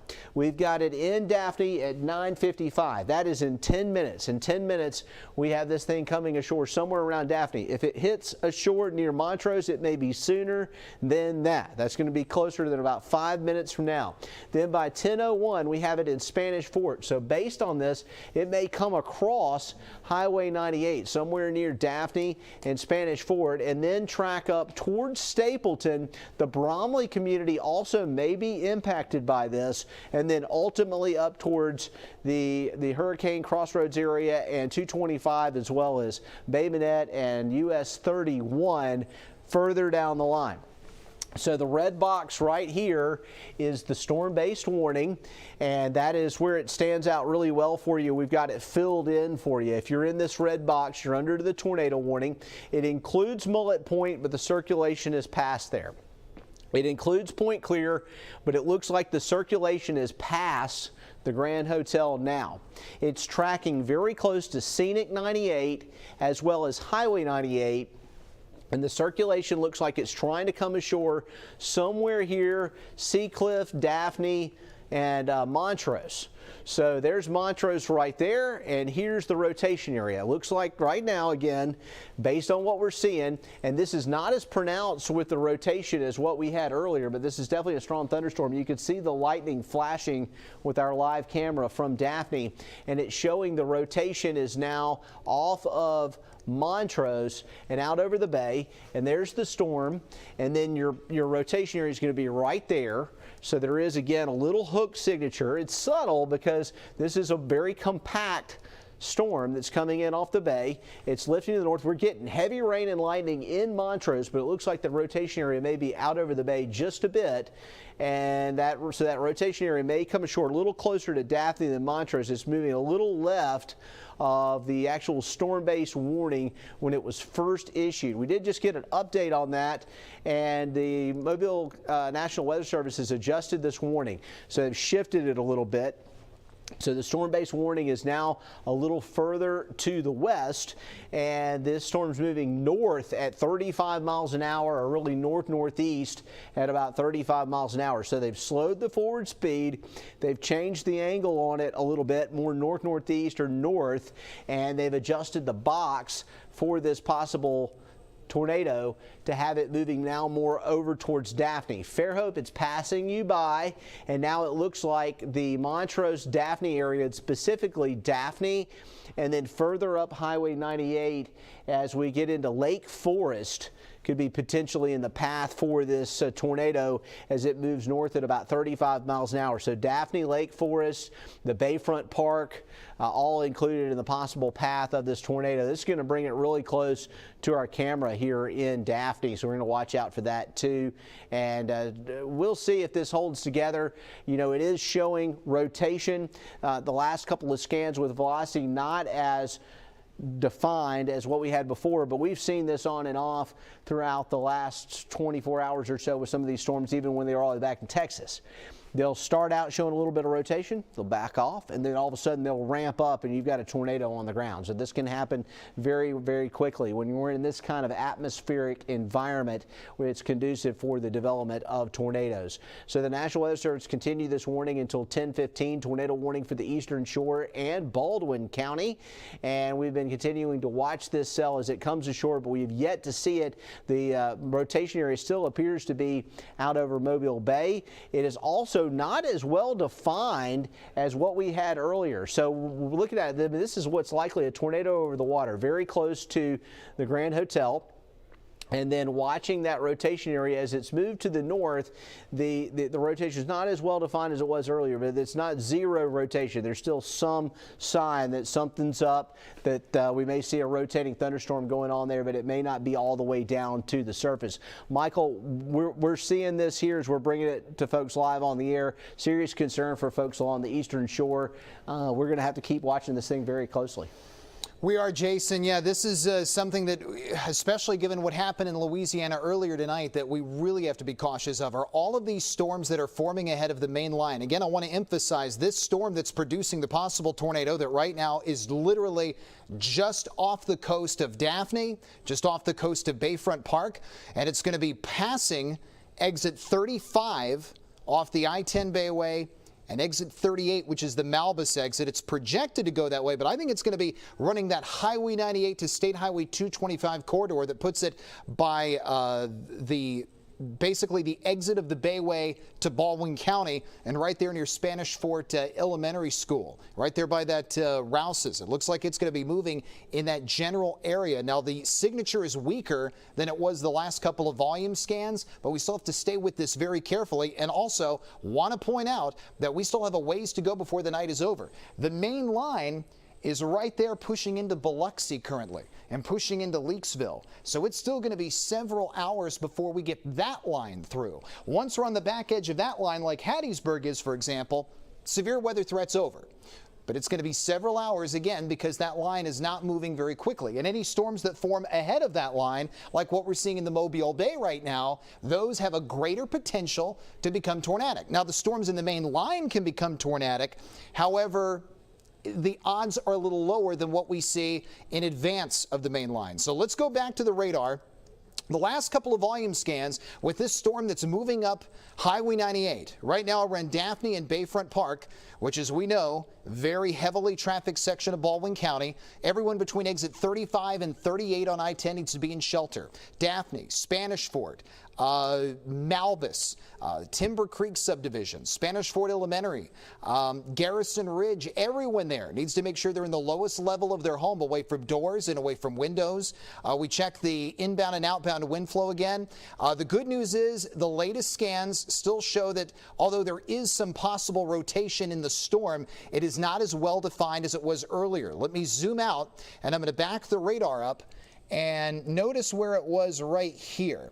Okay, follow this little point right there on your screen, and as I run this forward in time, you'll notice the colors get darker and more dull. And when you see that take place, that's an indication on radar that the system is not producing as harsh a wind environment as it was earlier. Now, that's good news.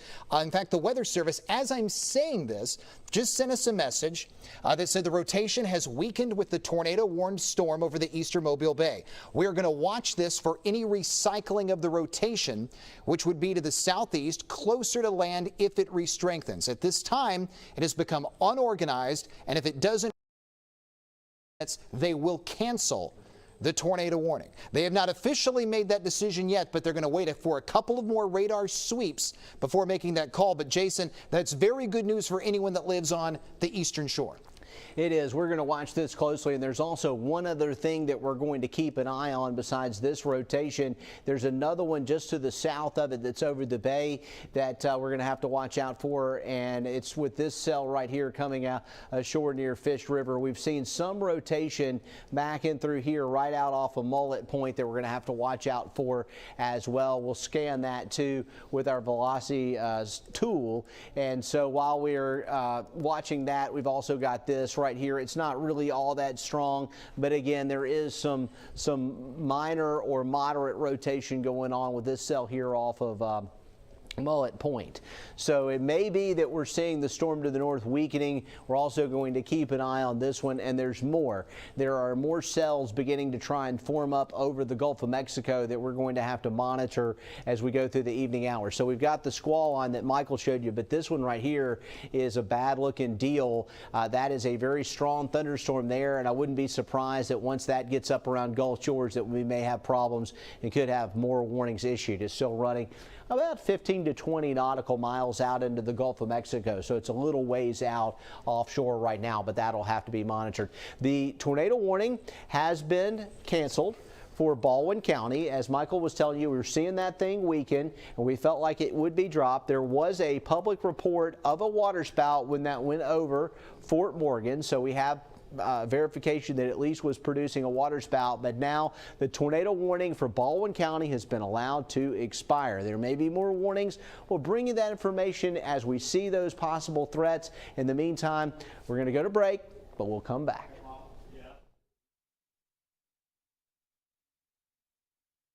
Strong thunderstorm there, and I wouldn't be surprised that once that gets up around Gulf Shores that we may have problems and could have more warnings issued. It's still running about 15 to 20 nautical miles out into the Gulf of Mexico, so it's a little ways out offshore right now, but that'll have to be monitored. The tornado warning has been canceled for Baldwin County. As Michael was telling you, we were seeing that thing weaken, and we felt like it would be dropped. There was a public report of a waterspout when that went over Fort Morgan, so we have verification that at least was producing a waterspout. All right, as you can see and hear there, it does sound like the tornado warning has been canceled in Baldwin County near Mobile, Alabama. So let's go back to our coverage in New Orleans, Louisiana. WVUE Fox 8 is covering it. Looking at some very severe storm damage. We're hearing that one person has died in this tornado. It went for 20 miles along the eastern part of New Orleans, tearing up that part of the city. There are hundreds without power. At least there were. Now power has been restored to some spots. But let's go out to that live coverage from WVUE. Also, multiple injuries, plenty of people at the St. Bernard Parish Hospital. He does not know the severity at this point of the injuries. But when you look around and you look at the devastation, you have to imagine that there are many people hurt. And, you know, we've seen the sheriff's office, the fire department, we've seen equipment in here. We just had a lady ask us, is Red Cross coming? I think people are starting to worry. I mean, it's late and they have nowhere to go. And they're just wondering, like, what next, right? People are wondering if their loved ones are okay, and we're reaching the point where cell signal is getting to be a little scarce or a little hard to have. So we've run into folks who are trying to look and find their loved ones, trying to go into houses, you know, walk around the corner. People are trying to drive in to see if they can make contact with their loved ones because they haven't been able to call them yet. So I know that's something we've discouraged because first responders are trying to secure this place and make sure that no one else is injured or gets hurt because of all of this damage and debris, but people are still worried. There are people still looking for their loved ones. Yeah, and you know, I'm from St. Bernard Parish. I'll still live here, so I'm getting messages on Facebook. Can you find my family? I'm missing so-and-so. Have you heard from them? It is just so hard right now. It's so dark out here. I have to tell you, I live here, and I'm like, where am I again? Because it doesn't look recognizable to me. me in this area at all. Again, we are in Arabi at Patricia and Benjamin. It is starting to rain. Everybody's outside, and you really can't see anybody until you get up close to them, but everybody's outside trying to assess the damage right here in this area. But the parish president did say, please do not come out, do not try to come and look at the damage for yourself. It is not safe. There are power lines down everywhere. But I have to say, Amanda, I'm just shocked at what we're seeing here tonight. It's really hard to see, and especially you being here, knowing all of these streets and all of these homes, and to say that it's unrecognizable, I think is pretty significant. Yeah, I mean, it's just terrible. And we are watching. You said that there were nails everywhere. I had a firefighter stop me a little while ago, and he said, Natasha, please don't go down that street. It's really bad. I mean, it is just, and you just don't know. You don't know where you are. We have the flashlight. Well, when we talk about damage, in some cases, homes are gone. We saw homes moved. Like one home would be across the street from where we had a guy tell us a little while ago, that house used to be over here. And then other houses are like this, like we see here. You can see a power line right here down in the middle of the street. So, I mean, the damage is all over the place, and it's just so extensive. You wonder where. Somebody just told us there was a truck wrapped around a pole. Truck wrapped around a pole. I think we see across the street here some foil or some of roof wrapped around a downed power line. You were talking about homes being lifted. People told us stories of how they themselves, were gripping onto their children, trying to make sure that they at least stayed in that area, at least that room, so that the tornado wouldn't take them around, lifted off of the ground. Yeah, and we saw, we've been trying to get some video back to the station. As Amanda was saying, the cell service is so bad, but we actually have some video. We got some video from a guy who lives nearby. His house, thankfully, okay. But to look at this massive, what looks like a massive tornado, I don't know, what size in particular, but you can just hear him. He starts praying, looking at it. Please don't come this way, because it is so scary. He started crying, just talking about it. We were able to get that video, and we're going to try to get it to you as soon as we possibly can. But it's shocking. I mean, you just don't imagine something like that.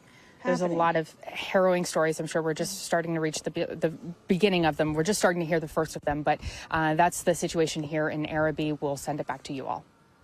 Okay, thank you guys. As we are awaiting a news conference right now from the St. Bernard Parish president to give us an update. The latest we've heard after the devastating tornado hitting Arabi, at least one person is dead, several people injured, many at the hospital right now. All of this happening as darkness has fallen and we are entering the night, and so many more hours ahead as search and rescue continues throughout the night. We're going to go ahead and stop this newscast right now, reset, and begin Fox 8 News at 10.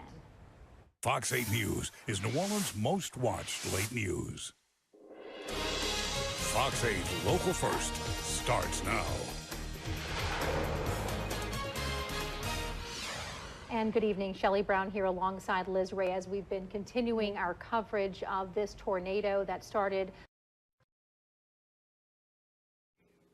Just ahead on News 410, a paramedic tasked with keeping watch over dangerous drugs for Dothan's fire department has done the unthinkable. Plus, a Dothan man will spend the rest of his life behind bars for a crime he committed across state lines. So will this one be a rotating thunderstorm as it comes ashore, and could that prompt more warnings in our area? That is certainly possible. When you have a severe weather setup, normally the things that are individual cells or isolated cells ahead of the main line. There is some rotation in that thunderstorm that is out there over the Gulf of Mexico. So this will bear watching soon once it comes ashore, but it's a pretty good ways off of Fort Morgan. Just remember the forward speed on these things, about 45 miles an hour. So they're moving very quickly, and they can cover water. They can cover a distance of 10 to 15 miles very, very rapidly. So we are looking at a tornado that was earlier potentially occurring over along the eastern shore. That warning has been allowed to expire. We may see more warnings, and Michael's running our Futurecast model here by around 1 a.m. It's going to be a totally different scenario. This is actually 2 a.m. right here.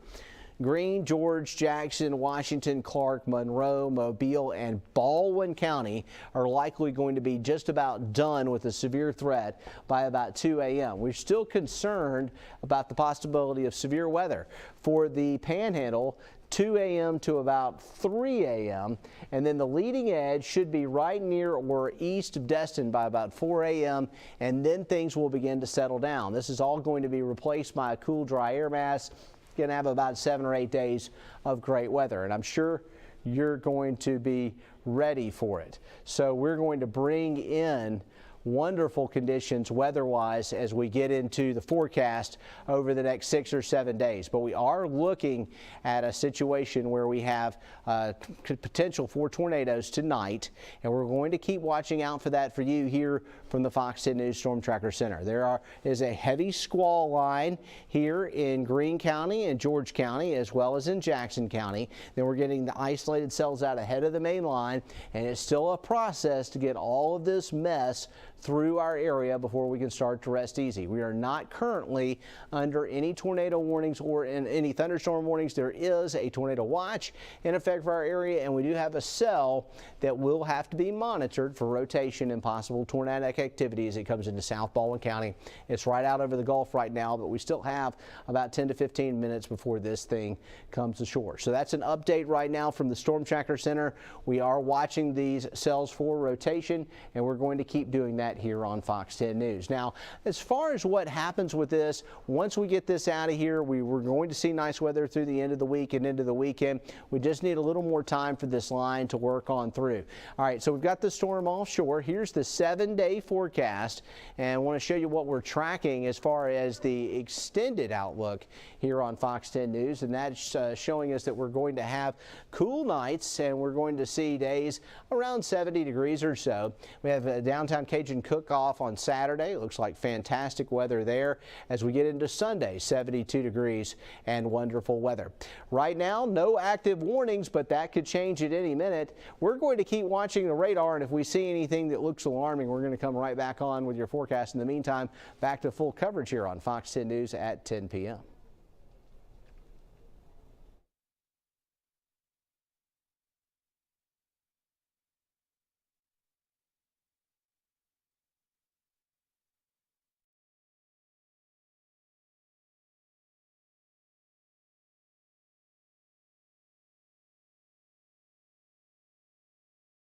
Street from now, the houses are completely destroyed. Do you have any friends or relatives in Arabi, you know, that have sustained damage? Have you heard from any of your neighbors? No, I just moved into the neighborhood, and I do not have any friends or relatives around the area. But I mean, I'm just glad that we're fine. I would imagine right now you are thankful that didn't come your way. Yeah, because our house just flooded from Hurricane Ida in Laplace. And we moved over here, you know, trying to look for a safer space. And now we have, you know, the tornado happening right behind our house. Oh, dear. Oh, goodness. Oh, my gosh. So you escaped Laplace and the floods in Ida, and then you give us this incredible video, as David says, to be this close, to hear that sound. Yeah, it was really loud. And then when the lighting was happening, like I could see so many colors, like it was yellow, it was blue, and then it was a little bit of purple too. And then on the third time that we saw the lightning, that's when the light went out. All right, and obviously those were the power flashes with all the utilities. The transformers right. possibly blowing. Yeah. Esmeralda, how long would you say this whole thing lasted? Probably, I mean, from the time that it was right in front of my house, it was about a minute. That passed all the way to the water.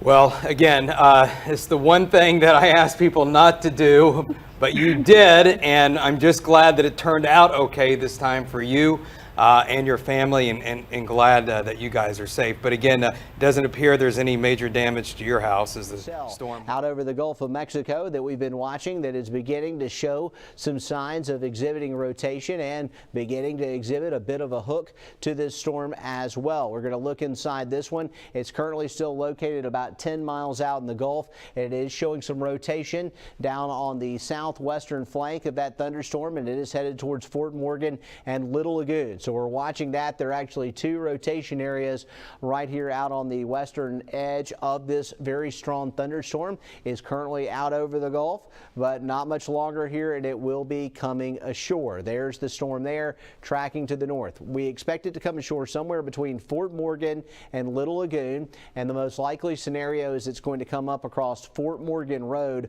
across the west end of Little Lagoon.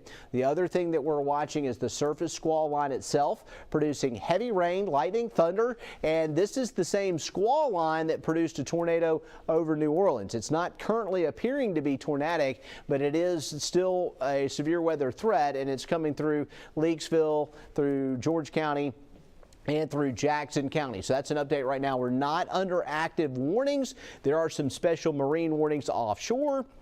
And of course, we're going to watch some of these cells offshore that are trying to come onshore, because that is not a good recipe.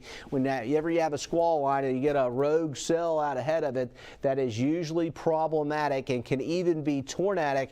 And we're looking at right now in that level 3 enhanced risk zone. We've got all the parameters in place for possible tornadoes in our area, Mobile County and also Baldwin County. So you're going to have to watch these cells as they move in off the Gulf of Mexico this evening.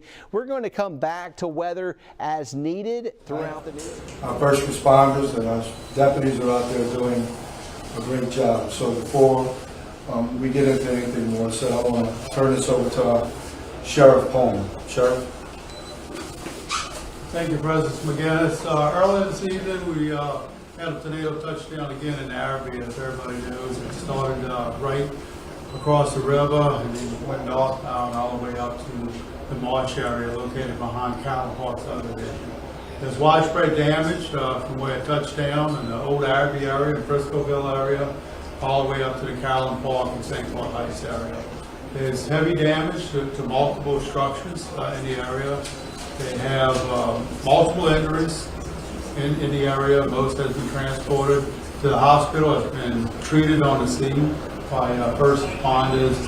The Sheriff's Department and the St. Bernard Fire Department made their initial response. They currently are still out in the field doing what's called a hasty search and rescue efforts right now, and as soon as we get some of the areas cleared up a little bit where it's safely, to send more people out to do more of a thorough search, a grid search, which is likely to go into the early morning hours.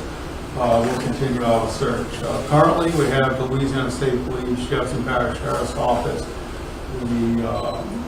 the St. Bernard Fire Department, New Orleans Fire Department, Acadian EMS, New Orleans EMS, along with the State Fire Marshals, all assisting us in our efforts right now. It's going to go throughout the night and into the early morning hours. And I was just informed earlier there is one confirmed death as a result of this tornado touching down in the area. Thank you, Sheriff. Just so you know, everyone knows our Homeland Security Director John Ram is marshaling all of the resources throughout the state.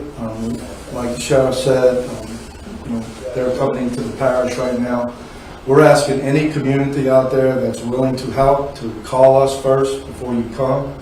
There's a lot that's going to be going on. The National Guard's here, the State Police is here. We have units, first responder units from Baton Rouge. The support is overwhelming. We are setting up a shelter for citizens that were affected by the tornado. They need to call or seek a firefighter or a sheriff's deputy on the scene, and we have buses waiting to take you to a complex that will provide shelter for you or your family, or bring you to a family member. So this is going to be a long haul. Just got off the phone with the governor and his team at GOSEP. Tomorrow we will have a better assessment of all of the homes, the number of homes, the number of people affected, and we're going to make sure that we get all of the information on the injuries that were reported, brought to the hospital. We don't have all of that information yet, but like the Sheriff said, we do have one confirmed death. All of that information we can't give you at this time. So we have a lot of work going on, a lot of good people, making sure that our citizens are protected, making sure that our neighborhoods that were affected are going to be secure overnight. and safe. Entergy, Atmos is on the scene, fixing as many problems as they see. Our thoroughfares have been cleared. I believe we can pass through Judge Perez and St. Claude at this time. Our road crews did a great job again, like they always do, but we're just asking all of the communities that want to help, all of the people that want to help, please contact us first and we will give you direction of how you can help. So with that said, the Sheriff and I will take some questions. Where is the shelter? Okay, sorry. The shelter is going to be at the Val Reese complex, but I want to make sure that I reiterate that this is for families that were affected by the storm. You said Reese complex? Val Reese Sports Complex in St. Bernard Parish. Could you tell us more information about the one person who died during this tornado? Not at this time. Do you know how many families about were displaced? We don't. We know it's widespread. We know that it's plenty. But we don't have an assessment on the number of homes at this time. Can you tell me, if you had to guess the blocks or mile square area, what would you estimate the area that's been affected?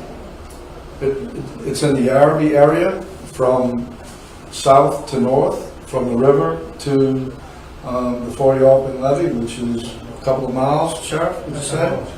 And we have homes along that whole stretch that were severely damaged, some more than others. But like I said, we have a home that was lifted off its foundation and put into the middle of the street right around the corner from here. So it looked like it took pretty much a straight line, and we will have all of those assessments tomorrow morning, first thing. Do y'all have any information? There might be an ongoing search right now for a young boy in one of the homes. Did y'all have any information or indicators on that? How that might be going? We search it, and as we learn information, if anybody's missing, we'll make sure we do a thorough search of that area. But I have not had any reports of a young boy being missing right now. You said from south to north, from the river to the levee. Yes, ma'am.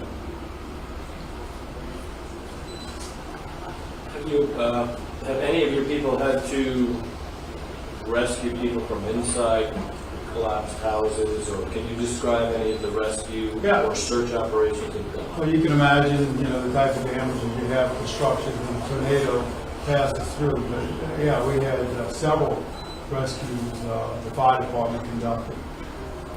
In one particular neighborhood, or? Mainly it was in the St. Claude Heights area and on Benjamin Street, those areas. We had one rescue, a home that was actually picked up and came down in the middle of the street. Young girl was on a ventilator. Her father was looking for firefighters to come help, and they were already in there taking care of the young lady, and she's doing fine. That's the one rescue that I saw happening on the scene. That was it. That same house that got Yes, sir. relocated. She was inside of it? Yes, sir. The whole family was out. They were worried about the young girl, and they were. She was on a ventilator? She was on a ventilator. They were trying to find someone to help, and our firefighters were already in the home taking care of the young lady. Do you know how long it took for the tornado to move through Arabi? No, sir. It seemed like it was a lot longer than it really was. I want to add to this, man. The local news and the weather coverage that you guys done was wonderful. The alerts that we got from the National Weather Service, we had a heads up that it was coming. I was monitoring my radio when we were notified about it was going to touch down, and they already gave an estimate of maybe 11 minutes or something like that. And it was right on time. And when it hit, we started getting not only observations from the deputies, but also multiple phone calls from residents who live in that area, confirming that a tornado did touch down. Look, I want to say, I know the sheriff feels the same way, the support from everyone right after, during, and up until now, our governor, we spoke to our governor, we spoke to, had information from Senator Richmond, checked on us. Sheriff Pintos, Jefferson Parish is here tonight, coordinating with the sheriff. So it's overwhelming. It's going to be needed, and we have a long road ahead of us in this recovery. And I feel very confident that we're going to come out of this better than we were before. Do we have an age on the fatality by any chance? We have zero information on the fatality that we can share at this time. You know how many people are hospitalized right now? No, sir. We have multiple reports of people going to the hospital. We don't have a number or the severity of the injuries.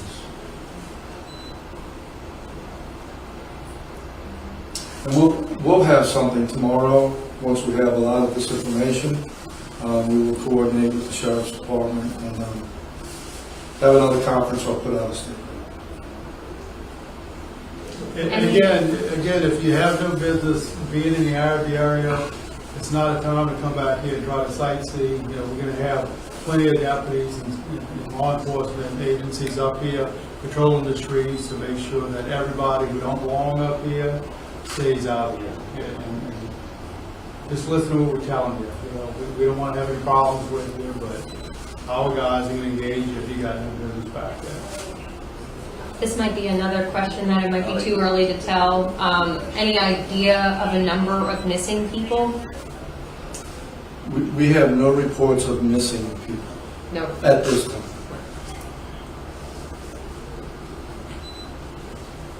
All right, any other questions? No. All right, thank you all very much. Thank you all. At 10:18, we have just heard the first update from St. Bernard Parish officials after a devastating tornado decimated much of Arabi tonight. The last 2020 census had a population there close to 5,000 people. So there are a lot of folks there, a lot of homes there, a lot of devastation and heartbreak tonight. One person confirmed dead, but this is still very early in a search and rescue as they try to make sure no one else is trapped there tonight. We've been listening to Sheriff Jimmy Pullman and Parish President Guy McGinnis talking about how once that tornado crossed over the Mississippi River, it moved over the old Arabi area, Friscoville, onto Carolyn Park and St. Claude Heights, and then north of there into the marshy area. They've told us, as Liz mentioned, one death, multiple injuries, but we don't know the severity of those injuries and we don't know how many people were taken to the hospital. We'll get that information, they believe, tomorrow. But they say right now, if you don't have any business being in Arabi, don't go to that area because search and rescue is on scene. They've been there and that will likely continue into the morning hours. So they have many more hours. That is possible rotation. So that is likely a water spout. And that is going to be working its way just to the north between Fort Morgan and Gulf Shores. Now, whether or not a tornado warning is issued remains to be seen because a lot of times, especially in the summer, you know, we see water spouts a lot. They're fairly common. And then when they move ashore, they die off and they don't really cause any damage or issues. But when you have a water spout as a result of a supercell thunderstorm, that's a different story. Those can move ashore and those can cause problems, which is the reason why we had the tornado warning for the eastern shore of Baldwin County earlier this evening. And this one is going to have the potential of causing some issues later. And as I'm saying this, Weather Service just sent us a message. I'll read it to you verbatim. It said they're closely watching that circulation south of the Fort Morgan Peninsula. The storm is going to continue moving northeast. It will approach the coast near Gulf Highlands, which is just to the west of Gulf Shores, around 10:35. So that's in less than 15 minutes. If the rotation intensifies, a tornado warning may become necessary. So Baldwin County, specifically southern Baldwin County this time, Gulf Shores area, I would say probably the Bon Secours area, start getting ready. You're not under a tornado warning right now, but the potential is there to see one issued. And as Jason pointed out, here's a look at the bigger picture. You got the main squall line off to the west. Obviously, you have severe storms inside that, or the potential for severe storms. But when you see cells forming in advance of that, like what we had hit the eastern shore earlier, what we have south of Gulf Shores right now, those are the type of storms that can become tornadic. Now, we will continue to update you on this throughout the night. Jason and myself will be posting updates, and we'll be bringing you live coverage even after the newscast is over. Now, we will take a quick break, and we will come back to more of Fox 10 News in mere moments. Making its way to Arabi, but I kind of drew a line where over northern portions of Lake Salvador, across the West Bank and Arabi, that's 16, 17, 18 miles. Now, was this tornado on the ground those full 18 miles? Probably not. From the kind of damage we saw in Jefferson's Parish, it was much more spotty. But it gives you an idea of how strong that circulation was, and it probably was on the ground as a water spout when it was over the marsh, and then as it moved into the West Bank, maybe a little bit of a weakening there, and then boom, re-intensifying right there over Arabi as the storm moved on through. It's a little misleading by the mapping. It looks like, and we haven't heard of damage in the Holy Cross area.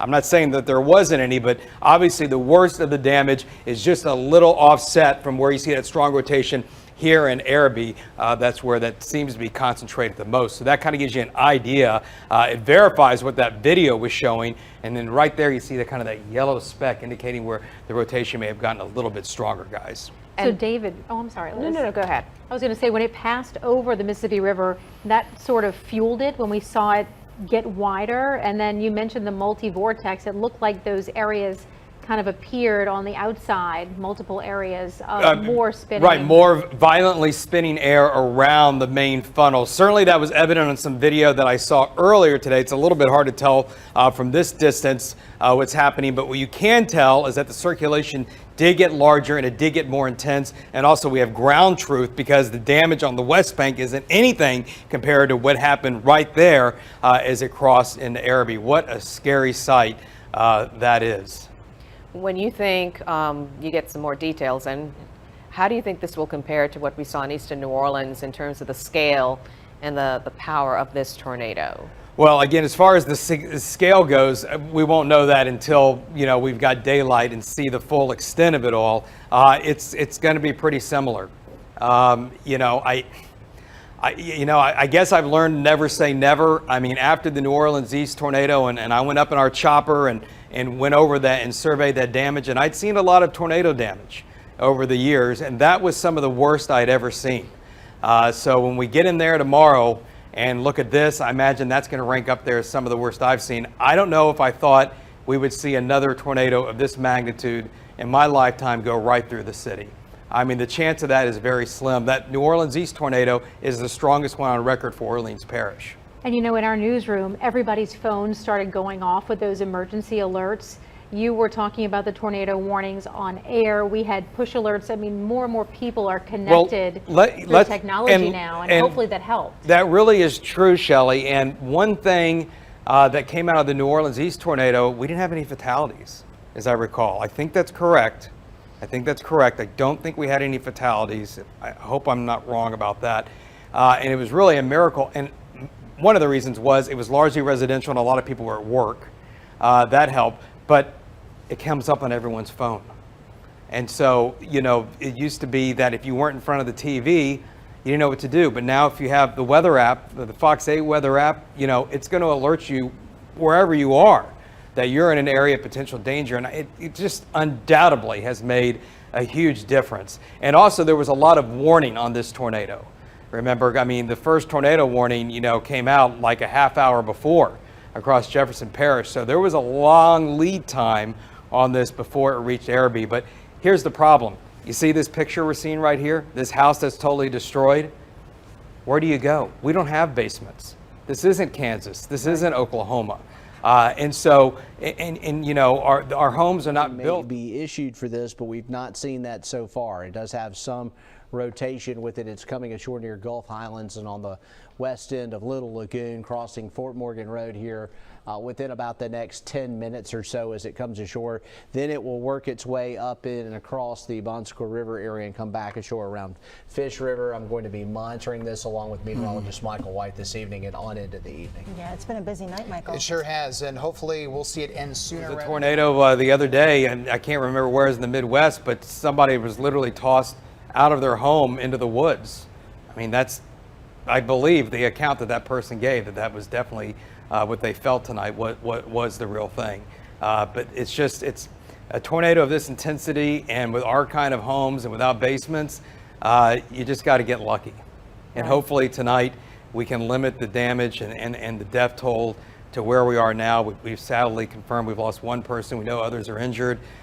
Darkness is difficult to figure out, you know, what's going on. I know earlier tonight that people were calling from bathrooms saying they were trapped. But hopefully that's all they are, trapped, and those people are going to eventually get out.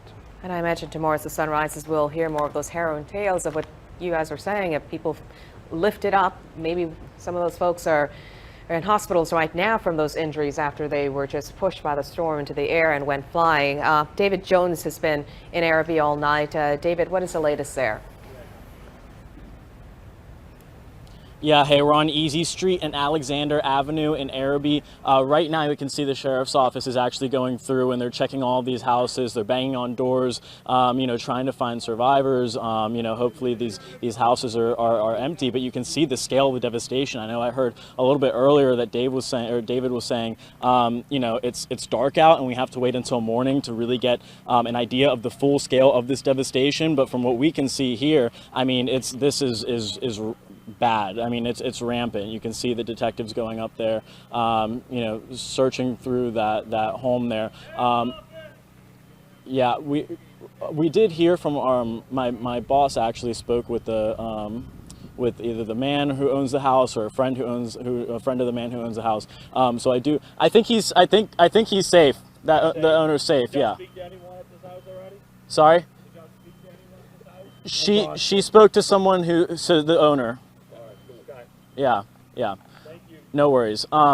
Yeah, so again, we're on Easy Street here, just showing you a little bit of what we're seeing here. I mean, so much debris on the ground, insulation on the ground, pieces of house, pieces of siding, you know, poles ripped up. Here, let's come up. We can come up a little bit here and give you a better view of this home. I mean, this home was just devastated. You can see it's just a wreck. All right, they were able to gain entry there, so.